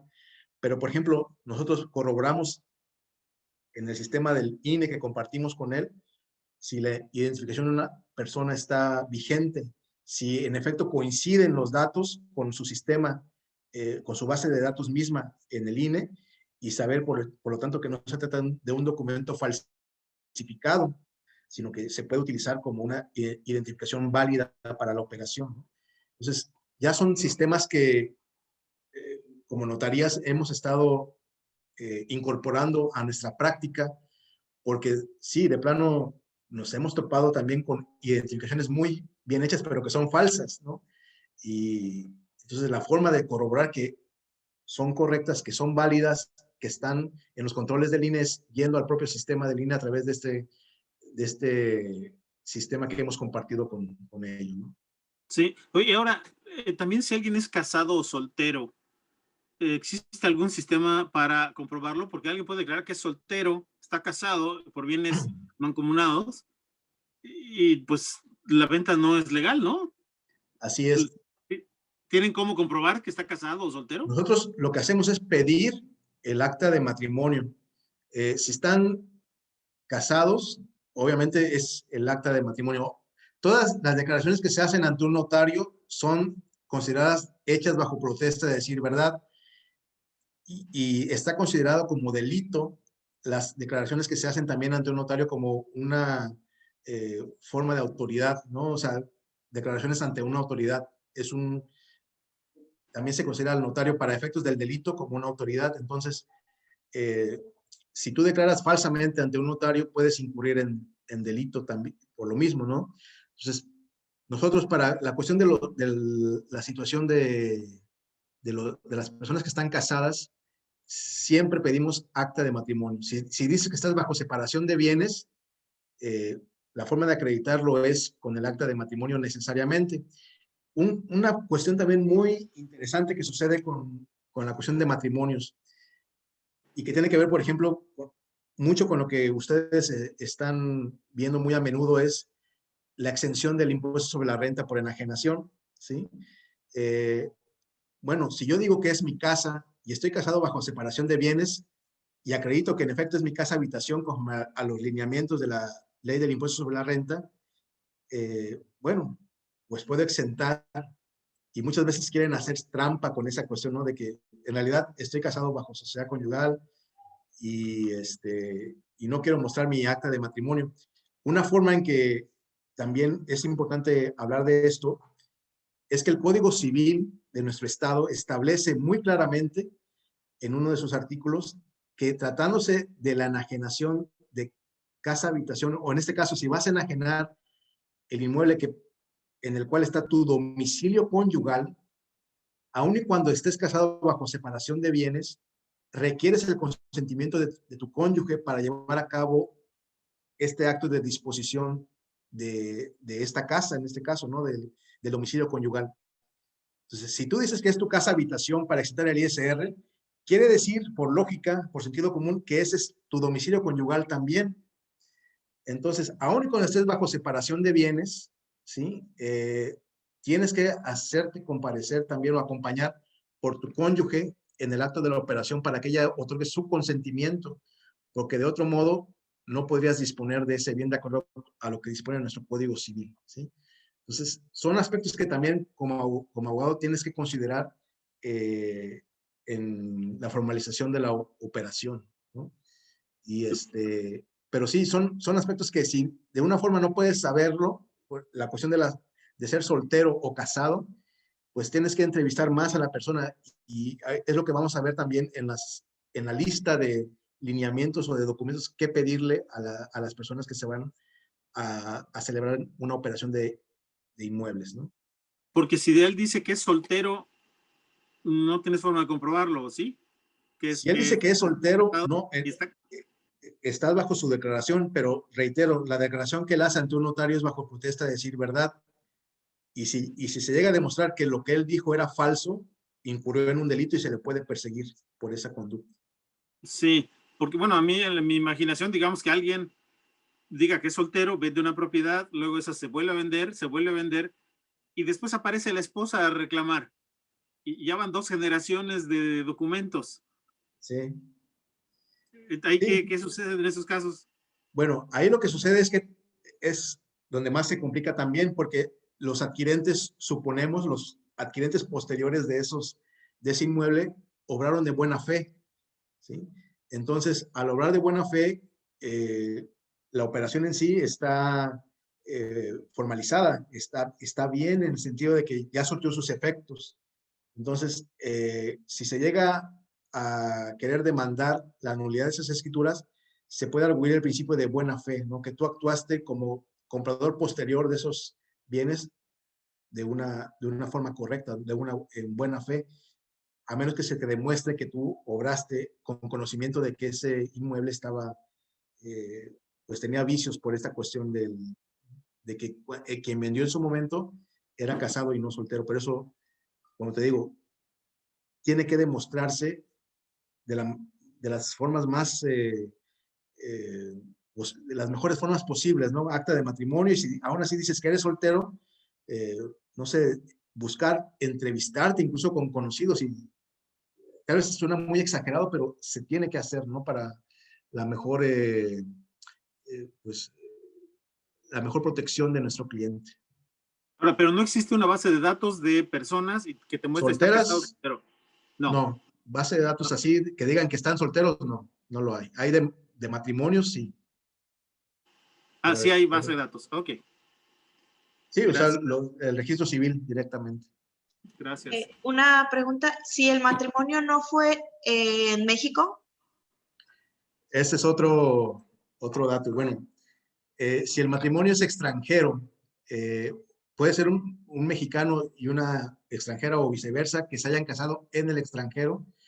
La ley establece para ellos la obligación de inscribir su matrimonio en México para que surte efectos patrimoniales, ¿no? Y si en algún momento dado el Código Civil señala que si no existe si no se define bajo qué régimen están casados en el matrimonio que ellos inscribieron en México, se considera casados bajo separación de bienes. Entonces, eso es una ventaja, ¿no? Pero la ley, el Código Civil, en este caso el Código Civil Federal, que es el que debe regular en materia de derecho internacional, establece la necesidad de registrar el matrimonio en México, el matrimonio celebrado en el extranjero. Debe inscribirse en México para que surta efectos patrimoniales. ¿Alguna otra duda? ¿No? Muy bien. Vamos a continuar. Entonces, en virtud de todos estos aspectos que hemos estado mencionando acerca de cuidar identidad, saber exactamente el bien que va a ser objeto de la operación, su situación jurídica, modalidades, constatar la titularidad, está lo que ya comúnmente se conoce como la auditoría legal inmobiliaria, ¿sí? Esta se define como un proceso de investigación, de revisión y de evaluación de la condición jurídica de un inmueble, de sus elementos, incluyendo sus antecedentes, características, accesiones, gravámenes, propietarios, adeudos y contingencias presentes o futuras. El análisis de las alternativas para regularizar tal condición jurídica, así como la ponderación de cualquier otra circunstancia inherente al bien y que pueda tener un efecto en su apreciación, ¿sí? Eso es lo que se conoce como auditoría legal o due diligence, ¿sí? Y se presenta siempre una lista a las partes de auditoría legal para que ellos nos hagan llegar esos documentos. La lista de auditoría legal es el documento que tradicionalmente el potencial adquirente, arrendatario, acreditante o beneficiario de algún inmueble entrega al potencial vendedor o arrendador del inmueble u otorgante del derecho para conocer ese inmueble. Este documento puede variar dependiendo de las características de la operación, del propio inmueble y de sus propietarios, pero idealmente debe procurar ser exhaustivo. Ahorita van a ver la lista y va a parecer tal vez muy exagerado todo lo que se va a pedir, pero esa es la característica de una lista de auditoría legal inmobiliaria, o sea, que sea muy exhaustivo. Ver, ¿estás soltero realmente? Quiero ver si realmente eres soltero, ¿no? En el caso que se daba como ejemplo, ¿no? Además, también es una lista de conceptos en la que se anotan bitácoras de control de entrega y recepción de la información, por lo que normalmente incluye controles de seguimiento, como la fecha en que se solicitó X documento, la fecha en que me fue entregado, el nivel de importancia o prioridad de cada elemento, las fechas límites para su entrega y el estado que guarda cada requerimiento. Un ejemplo de una lista mínima de auditoría legal es la que encontramos en el artículo 73 bis de la Ley Federal de Protección al Consumidor. En este artículo, si ustedes lo consultan más adelante, van a encontrar que incluye la información mínima que los fraccionadores, los constructores, los promotores y demás personas que intervengan en la asesoría y venta al público de viviendas destinadas a casa y habitación deben proporcionar al consumidor como mínimo, ¿sí? Ahí está enunciado de manera así concreta cada uno de los documentos e información que estos desarrolladores, los agentes inmobiliarios que están involucrados en las ventas, por ejemplo, de estos desarrolladores, deben proporcionar al individuo, al consumidor que desea adquirir una vivienda con ellos, ¿no? Y este es un ejemplo de una lista de auditoría legal e inmobiliaria. Por ejemplo, documentos corporativos que se piden. ¿Qué tal si una de las partes es una persona moral, una sociedad mercantil? Se pide, por ejemplo, copia del primer testimonio con los datos de inscripción al registro de comercio, de la escritura constitutiva de la sociedad, copia del testimonio donde están los poderes, los estatutos sociales, del libro de registro de accionistas de la empresa, copia del primer testimonio de la escritura donde consten los poderes, les decía, del folio mercantil en el registro público de la propiedad y del comercio, de la constancia de inscripción y de la sociedad en el registro federal de contribuyentes. Son aspectos que nos van a permitir entender si en efecto esta persona moral existe o no, si puede ser sujeto de obligaciones en el contrato que está celebrando o no, si su apoderado tiene las facultades de representación correctas e idóneas para celebrar el contrato o no, si los accionistas son quienes dicen ser, saber quiénes son sus accionistas, si tienen buena referencia o no, si les puedo comprar o no, depende de las noticias que yo tenga acerca de ellos, de esos accionistas. ¿Qué tal si es un delincuente el socio y no lo sé, no lo sabía? Por eso es que se piden todos estos documentos. ¿Qué pasa si en el RFC dice que se dedica a la cuestión de publicidad y no de inmobiliaria? Entonces, ahí son datos que nos van a permitir entender si en efecto estoy tratando con alguien serio o no, ¿sí? Dependiendo de cada situación concreta que se me vaya a presentar. También están, documentos inmobiliarios.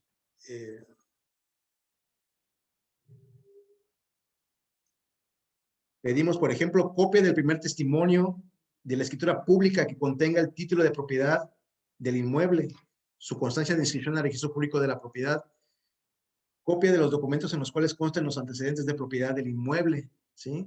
En caso de ser aplicable, copia de los contratos de obra relacionados con el inmueble, copias de licencia de construcción, aviso de terminación de obra, certificado de ocupación o habitabilidad del inmueble. ¿Por qué pedimos esto?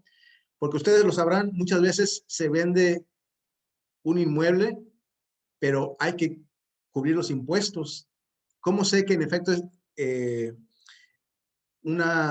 para deducir la construcción que un vendedor hizo sobre el inmueble, ya que no exenta la casa habitación? Entonces la forma de poder deducir esa construcción es a través de avalúos referidos, por ejemplo, ¿no? Pero para hacer un avalúo referido requiero saber la fecha en que las construcciones se terminaron. Entonces, por eso es que pedimos el aviso de terminación de obra. ¿Cómo sé que yo, comprador, la casa que estoy comprando, en efecto cumple con los requerimientos que el municipio exige para una obra, para la habitabilidad? La terminación de obra es esencial, el certificado de habitabilidad del inmueble es importantísimo. Originales de los certificados o constancias expedidos por el registro público de la propiedad en los que se evidencia la existencia o inexistencia de gravámenes. ¿Hay alguna limitación de dominio? ¿Hay algún embargo? Lo sabré si tengo las constancias respectivas. Información acerca de cualquier carga y limitación de dominio o posibles cargas sobre el inmueble de las que se tenga conocimiento. Tú me debes informar, vendedor, de todo esto, ¿sí? Y no solamente queda ahí. Necesito que me exhiba los certificados de no adeudo del impuesto predial, los comprobantes de pago, los recibos de pago por lo menos de los últimos 5 años, nada más para ver que todo esté en orden, la constancia de alineamiento y el número oficial relativo al inmueble, el uso de suelo.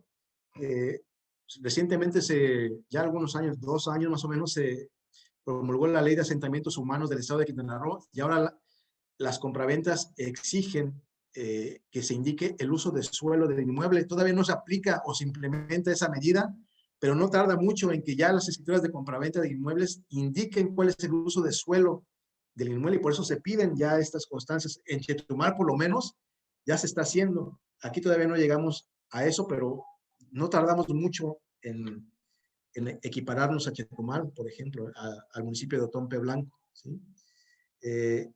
Infórmame todo lo que tenga que ver con construcciones, las instalaciones, los planos, todo tipo de cartas de compromiso que tú hayas hecho, el avalúo del inmueble. ¿Hiciste antes algún contrato de promesa de compraventa antes que yo quisiera firmar contigo esta operación? ¿Qué tal si me estás haciendo una doble venta o no? Quiero estar seguro de que no has celebrado algún otro contrato conmigo, ¿sí? O con otra persona adicional. Servicios públicos, en fin, ahí está toda la lista que en materia inmobiliaria se puede solicitar, ¿no? También existen documentos que, darse el caso, hay que solicitar cuando el inmueble es de naturaleza ejidal. Por ejemplo, la parcela que les decía, ¿es parcela con dominio pleno o es parcela nada más que sigue perteneciendo al ejido? Si sigue perteneciendo al ejido, los extranjeros no pueden adquirir esa parcela. En fin, son cuestiones que hay que ir pidiendo, ¿no? Necesito que me des la asamblea por la cual se adoptar el dominio pleno de esa parcela. ¿Por qué? Porque ahí sé que en efecto hay un acuerdo que te permitió a ti, ejidatario, adquirir la plena propiedad de ese inmueble, ¿no? En fin, ahí está todo el listado de documentos que se pueden ir pidiendo cuando el inmueble, por ejemplo, pertenece o perteneció a un ejido, ¿no? Se notificaron los derechos del tanto a los familiares del ejidatario, tenemos el avalúo correcto, en fin, todas estas situaciones. Este listado siempre debe permear o debe influir en la redacción del contrato que vamos a celebrar en materia inmobiliaria.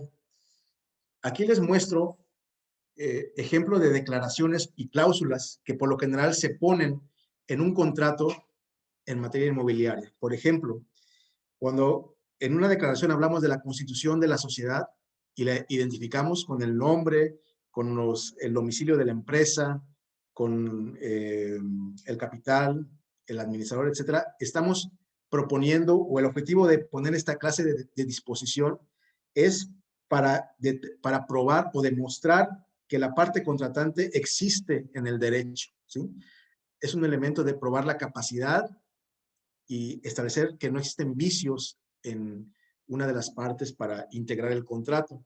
Cuando mencionamos el objeto social de esa sociedad en el contrato que estamos celebrando, estamos estableciendo que la celebración de este tipo de contratos inmobiliarios forma parte de su actividad preponderante o forma parte de su actividad habitual.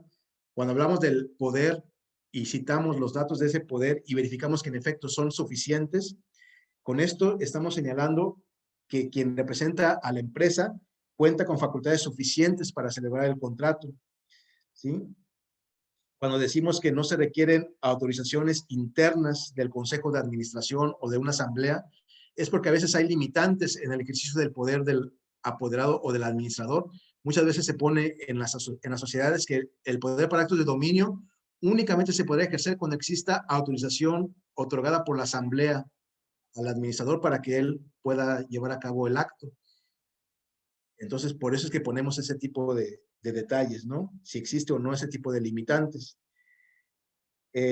Cuando decimos como declaración en el contrato que el contratante se encuentra al corriente de sus obligaciones fiscales, no tiene demandas, no ha iniciado procedimientos de suspensión de pagos ni concurso mercantil, etcétera, estamos diciendo que o el propósito de ese tipo de declaraciones es establecer que no existen contingencias o derechos de terceros que pudieran comprometer los efectos del contrato o limitar la capacidad del contratante, ¿sí?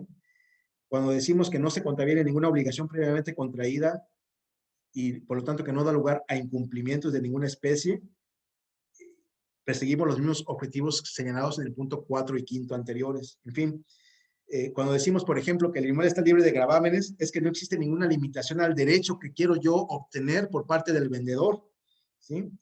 Cuando decimos que el inmueble está al corriente en el pago de impuesto predial y servicios y que no tiene adeudos, con esto queremos demostrar que no existen adeudos que pudieran limitar el derecho que se adquiere por el uso del inmueble, ¿sí? Cuando hablamos que no hay antecedentes ejidales, es decir, que es una propiedad privada, también estamos indicando que el inmueble está en el derecho común, que se le aplican las normas del derecho civil y no se le aplican las restricciones de la materia agraria. Como les decía, tengo que hacer un avalúo del INDAVIN, tengo que buscar a una institución de crédito en lugar de un perito evaluador común y corriente. Entonces, todo eso incide en el contrato que voy a redactar, ¿sí? Cuando digo como declaración en un contrato que el inmueble no es materia de litigio ni procedimientos administrativos y no hay amenaza de los mismos, con esto pretendo establecer que no existen medidas precautorias ni contingencias o derechos de terceros que limiten el derecho que se transfiere. Cuando digo que el inmueble no está en ninguno de los supuestos de extinción de dominio, de la ley de extinción de dominio, perdón, estoy diciendo que el inmueble no ha sido parte de alguna actividad delincuencial.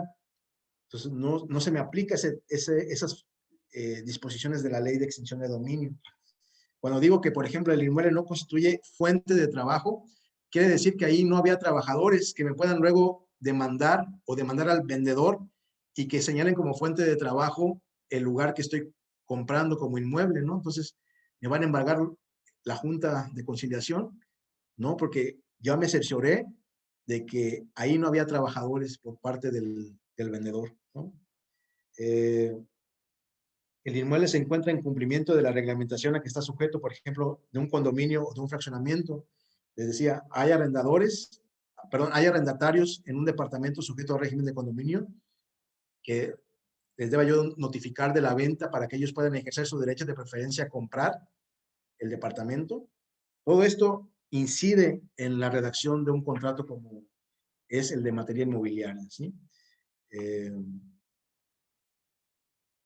El contratante en el punto 20, por ejemplo, tiene solvencia económica para celebrar el contrato.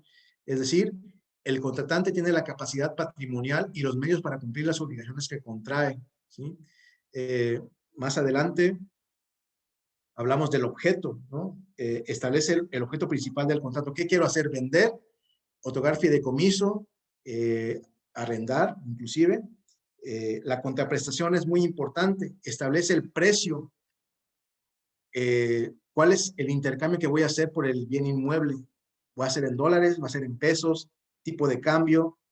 Todo eso tiene que incidir en el contrato. Las condiciones que establezco yo, el término o plazo, cuánto tiempo voy a disponer para cada obligación que el vendedor o el comprador van a asumir en el contrato. Siempre hay que poner un tiempo en cuanto a la forma de cumplir.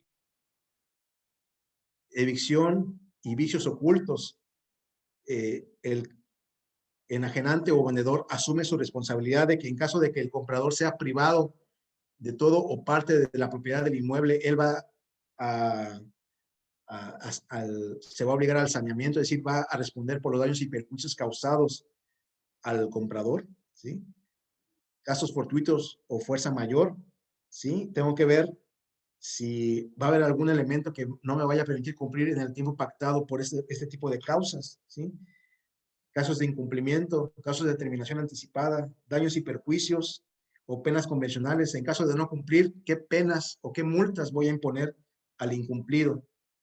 Casos de responsabilidad ambiental, casos de responsabilidad laboral, información confidencial, señalar domicilios para oír y recibir notificaciones. Ahora incluso se recomienda poner direcciones de correo electrónico, teléfonos, formas de localizar a la persona para saber que de algún momento u otro, en cualquier circunstancia, podemos siempre tener acceso a esta persona, ¿sí?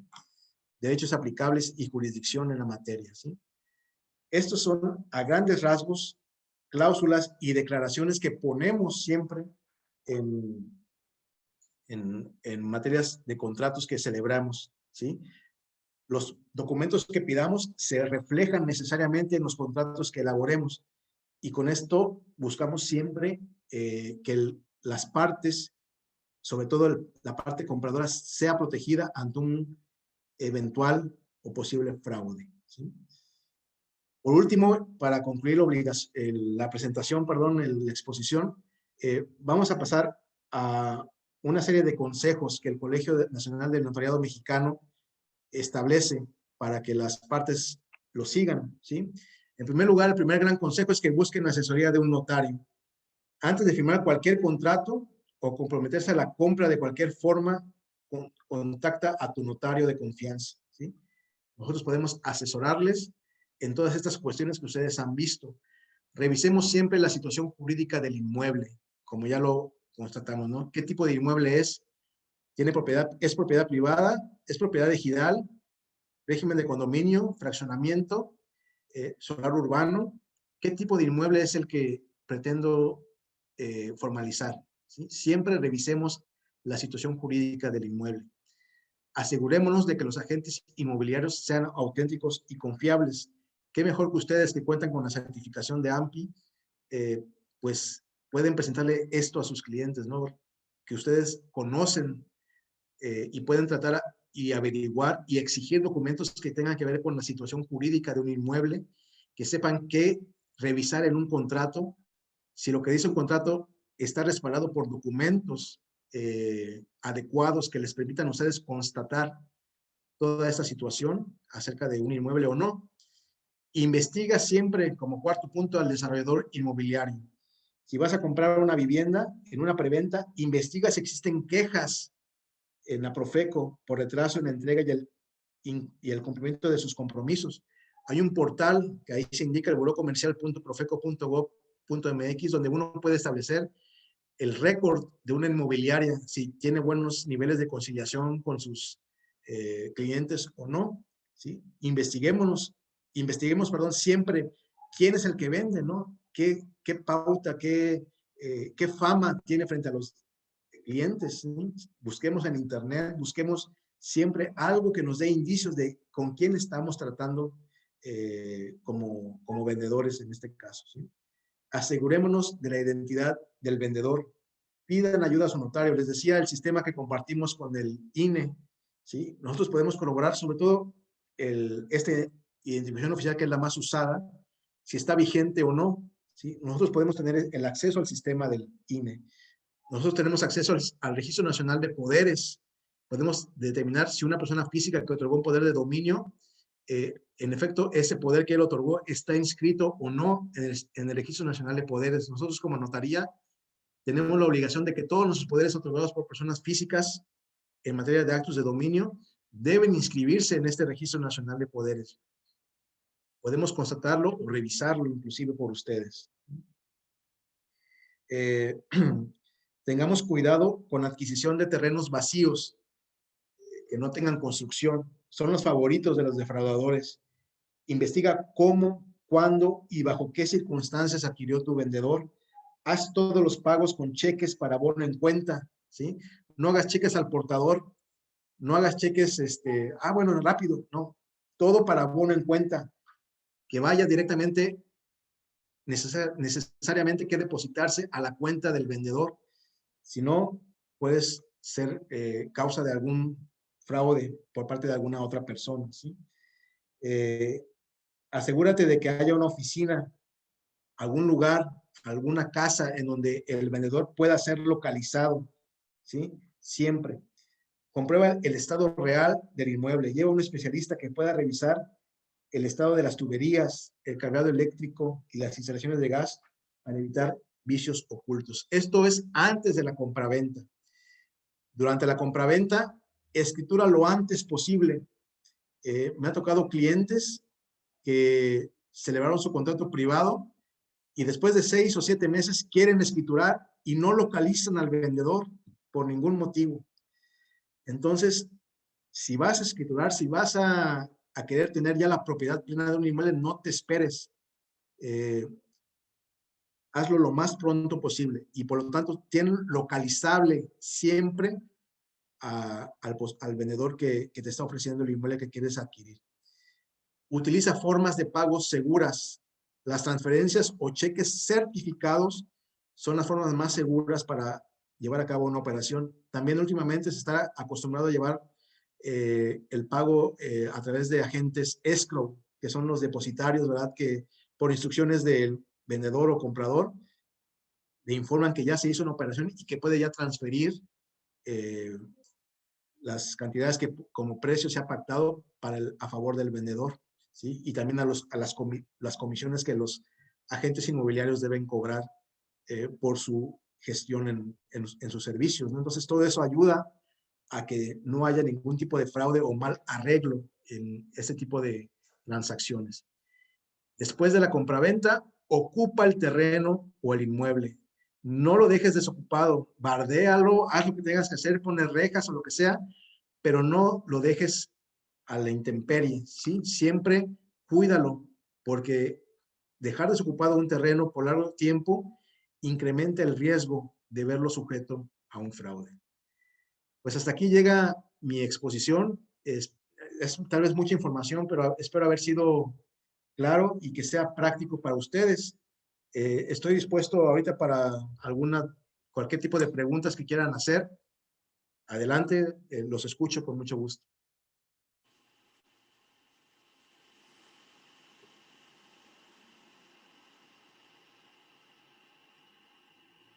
Si no hay preguntas. Oye, en este registro, perdón, en este registro que hacen de los poderes, sí, igual le doy poder que le quito poder, ¿ahí todo eso se registra? O sea, Sobre todo, desarrollarlo. el otorgamiento de poderes es lo que se registra. Revocaciones de poderes no nos ha tocado ver, pero sí damos avisos al Registro Nacional de Poderes.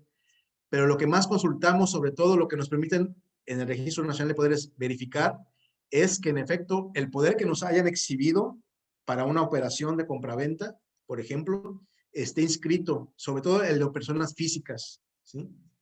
Cuando es otorgado por personas físicas con facultades para dominio, necesariamente se debió haber inscrito en el Registro Nacional de Poderes. En el caso de personas morales es un poco más sencillo también, porque verificamos eso en el Registro Público de Comercio, ¿sí? A ver si ese poder quedó inscrito o no. Y en todo caso, si no se ha inscrito, verificamos la autenticidad del documento que nos traen con el notario que debió haber elaborado la escritura que nos fue exhibida, ¿no? Ok, gracias.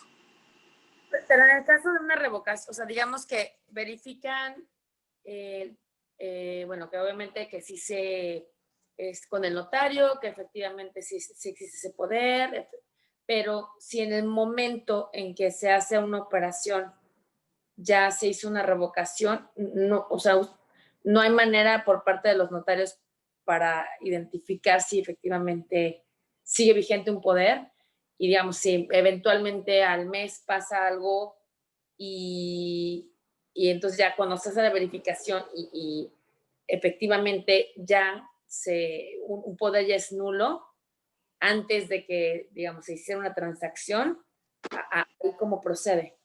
Nosotros lo que hacemos casi siempre, o todos los casos, es siempre verificamos con el notario que hizo el poder si existe alguna revocación. ¿Por qué?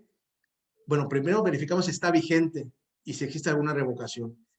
¿Qué sucede? La ley del notariado establece que en el caso de revocaciones de poder, se manda un oficio por parte del notario que formalizó dicha revocación, manda un oficio al notario ante quien se otorgó originalmente ese poder para que anote en su protocolo que ese poder ya fue revocado y que no surte efectos, ¿sí? Esa es una parte. También, en materia de revocación de poderes, existe la obligación de parte del poderdante que revocó ese poder, o sea, de quien otorgó ese poder, cuando lo revoca, tiene la obligación de notificarle al apoderado para que ya no use ese poder, ¿sí? Y que incluso tiene él la obligación, el poderdante, de requerirle los documentos que tiene el apoderado, que se los devuelva, ¿sí? Entonces, todo eso se hace cuando se revoca un poder o se tiene que hacer, ¿sí? Entonces, son elementos que nos brindan esa seguridad de que, en efecto, cuando se revoca este tipo de actos, ¿verdad? Existen elementos que nos permitan cerciorarnos de que, en efecto, el apoderado estuvo enterado de esa revocación y que el propio notario, ante quien se otorgó el poder en su momento, también tiene conocimiento de que ese poder no está más, en efecto, surtiendo sus efectos, ¿no? Entonces, la mejor manera de protegernos, digamos, es ir directamente con el notario con quien se hizo todo el trámite, digamos, del poder, porque él es el que aunque el trámite de revocación lo haya hecho otro notario y aunque el apoderado sigue haciendo uso indebido de esos poderes, ¿no? Y que no haya querido, o sea, ha quedado con unas copias, etcétera, con el primer notario. Ok, perfecto. Muchas gracias. Sí, así es. Es la práctica reiterada que se hace, así es. Verificamos siempre con el notario que elaboró el poder si no ha recibido algún oficio que nos permita saber si ya fue revocado el poder. Y en todo caso, también la ley del notariado, como lo mencionábamos antes, establece la obligación cuando un apoderado comparece, debe declarar que sus facultades de representación no le han sido revocadas. Entonces, si declara falsamente diciendo eso, cuando ya fue revocado su poder, él es sujeto de delito también por lo mismo, ¿no? Y se puede configurar algún otro tipo de sanción. Claro, y el notario, el original, no va a arriesgar su licencia por algo así. Exacto. Claro. Así es. Gracias. Claro que sí. Una pregunta, licenciada, que anotan en el chat. ¿Existe un registro de desarrolladores fraudulentos en el Estado entre los notarios? No existe un registro como tal, un registro oficial, pero sí entre los notarios nos compartimos información acerca de desarrolladores que han estado defraudando a personas. Inclusive los mismos clientes nos dicen, es que tengo problemas con tal o cual desarrollador. Entonces, cuando nos cae un asunto de estos, le explicamos al cliente y tratamos de decir, ¿sabes qué? Es que tenemos este detalle para que él tenga un cuidado en cuanto a querer proceder con operación o no, ¿sí? Pero como tal, un registro de desarrolladores fraudulentos no. Quien sí tiene un registro acerca de las quejas que recibe de desarrolladores y de los porcentajes de conciliación que tiene con sus clientes es la Profeco, ¿sí? Ustedes pueden entrar al portal que les mencioné anteriormente, ahí pueden verificar toda la lista de desarrolladores que tienen registrados sus contratos de adhesión, porque además es una obligación que todos los desarrolladores inmobiliarios tienen que hacer, de inscribir sus contratos de adhesión para venta de inmuebles de casa-habitación, inscribirlos en la Profeco. Y ahí se pueden ver cuántas conciliaciones han tenido estas desarrolladoras y cuántas no tienen un buen porcentaje de arreglos o de reputación. Entonces, eso sí, ellos sí tienen un registro de desarrolladores en ese aspecto, ¿no? No desarrolladores fraudulentos, pero sí desarrolladores que cumplen o incumplen las quejas de los clientes o de los consumidores. Sí, ¿hay alguna limitación en cuanto a que un notario en Baja California haga la escritura de un inmueble en Quintana Roo? No la hay. Ustedes sabrán, hay unos artículos en la Constitución Política Federal, es el artículo 124 y 121, si no estoy mal, donde dice que los documentos que salgan o que provengan de otra entidad federativa, la otra entidad que reciba esos documentos tiene la obligación de darle crédito a esos documentos, de considerarlos válidos. Entonces, si un notario de Baja California emite una escritura de un bien inmueble localizado en Quintana Roo, el registro público tiene la obligación de darle crédito a ese documento, de darle validez y de inscribirlo.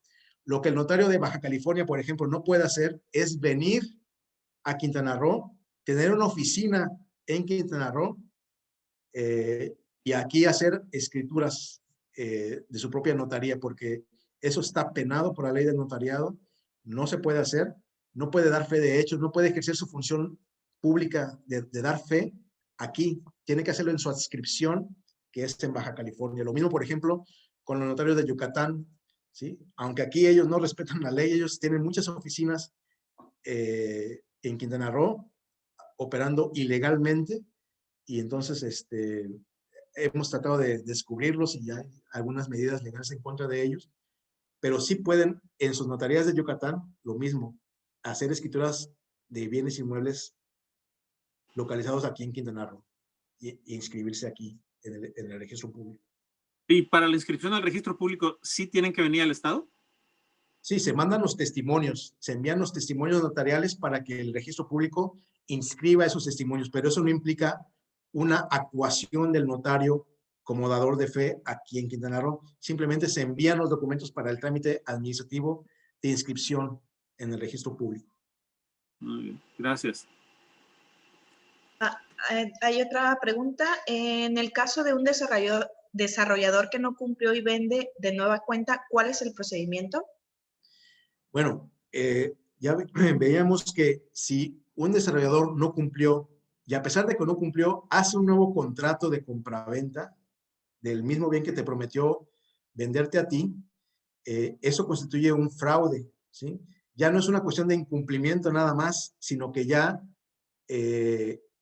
puede constituir fraude. Hay que ver bien los términos del contrato que celebraste. Si él dice, es que hay una cláusula que dice que yo puedo rescindir automáticamente el contrato porque tú, comprador, no me cumpliste con algo, hay que verlo. Pero aún así, él no puede nada más desentenderse de ese contrato que celebró contigo. Entonces, eso sí es un fraude específico, una doble venta. Entonces, la forma de proceder ahí es con una denuncia ante la Fiscalía del Estado, ¿sí? Por esa conducta ilícita. Y seguir todo el procedimiento penal. ¿Alguna otra duda? Bueno, veo que dicen, nos pueden dar un curso para saber más sobre cómo vender terrenos ejidales. Con mucho gusto, si me pueden invitar, si me quieren invitar y les pareció bien mi explicación esta que les he dado, pues con mucho gusto yo me ofrecería a darles un curso acerca de esto. ¿Cuándo se determina la reparación del daño, además de las sanciones corporales? Bueno, eso se hace en el procedimiento penal al momento de que el juez emite su sentencia. Ahí se establece el monto de la reparación del daño y las sanciones privativas de libertad, a cuánto tiempo estaría pasando en la cárcel una persona por este fraude que cometió, un fraude inmobiliario. Siempre esto se dicta en la sentencia emitida por el juez penal, ¿sí? Incluso puede darse antes, ¿sí? Ahorita con las reformas que hubieron en los juicios penales, en materia penal, se pueden dar ya arreglos, como sucede en los Estados Unidos, en las películas y todo, donde antes de incluso ir a juicio, se puede llegar a un arreglo con el indiciado para que él repare el daño y pague algún otro daño y perjuicio que haya ocasionado, ¿no? Alguna multa, lo que sea, y no pisar la cárcel por ese motivo. Entonces, pero en sí, la determinación de la reparación del daño y la sanción privativa de libertad la determina un juez en su sentencia definitiva al término del procedimiento penal, una vez desahogadas todas las pruebas y los alegatos que tienen que rendir las partes. ¿Y cómo cuánto tiempo toma? Depende. No soy penalista, pero no hay un tiempo específico. Puede durar de 6 meses a 1 año, 2 años, 3 años. Depende del tipo de procedimiento, de las pruebas que hay que desahogar. En fin, no hay un tiempo estándar o promedio para el desahogo de un procedimiento penal, considero yo. Gracias. ¿A partir de qué momento se persigue por oficio o toda la carga del procedimiento la tiene que empujar el ofendido? Por lo general me parece que estos delitos se persiguen por querella, o sea, sí corresponde al particular, al ofendido, presentar su denuncia, porque de otro modo no hay forma en que el Estado o la Fiscalía en este caso perseguiría el delito. Tiene que señalarse el perjuicio por parte de la víctima.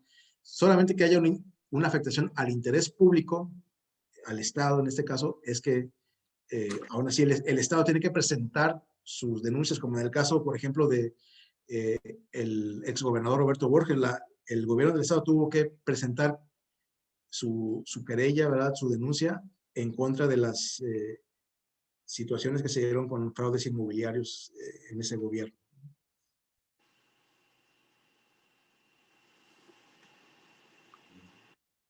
Bueno, si no hay alguna otra pregunta, muchas gracias, les agradezco su tiempo. Han sido ya 2 horas y sé que ustedes están comprometidos profesionalmente con su labor y agradezco el que me hayan podido escuchar y espero haberles sido de utilidad en esta plática que tuvimos. Muchísimas gracias por tomarse el tiempo de darnos esta clase y yo creo que ha sido interesante para muchos de nosotros. Y ya quedó planteado por ahí que alguien habla de la venta de terrenos ejidales. Muchas gracias para después comentarlo. Con mucho gusto, claro que sí. Y muchísimas gracias por el curso. Muchas gracias. Gracias a todos los que participaron. Buenas tardes. Buenas tardes. Gracias. Gracias. Hasta luego.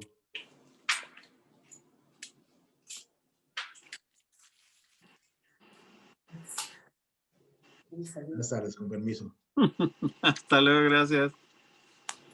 Ahí están los saludos finales. Muy buen curso, la verdad. Creo que sí es importantísimo saberlo. Sí.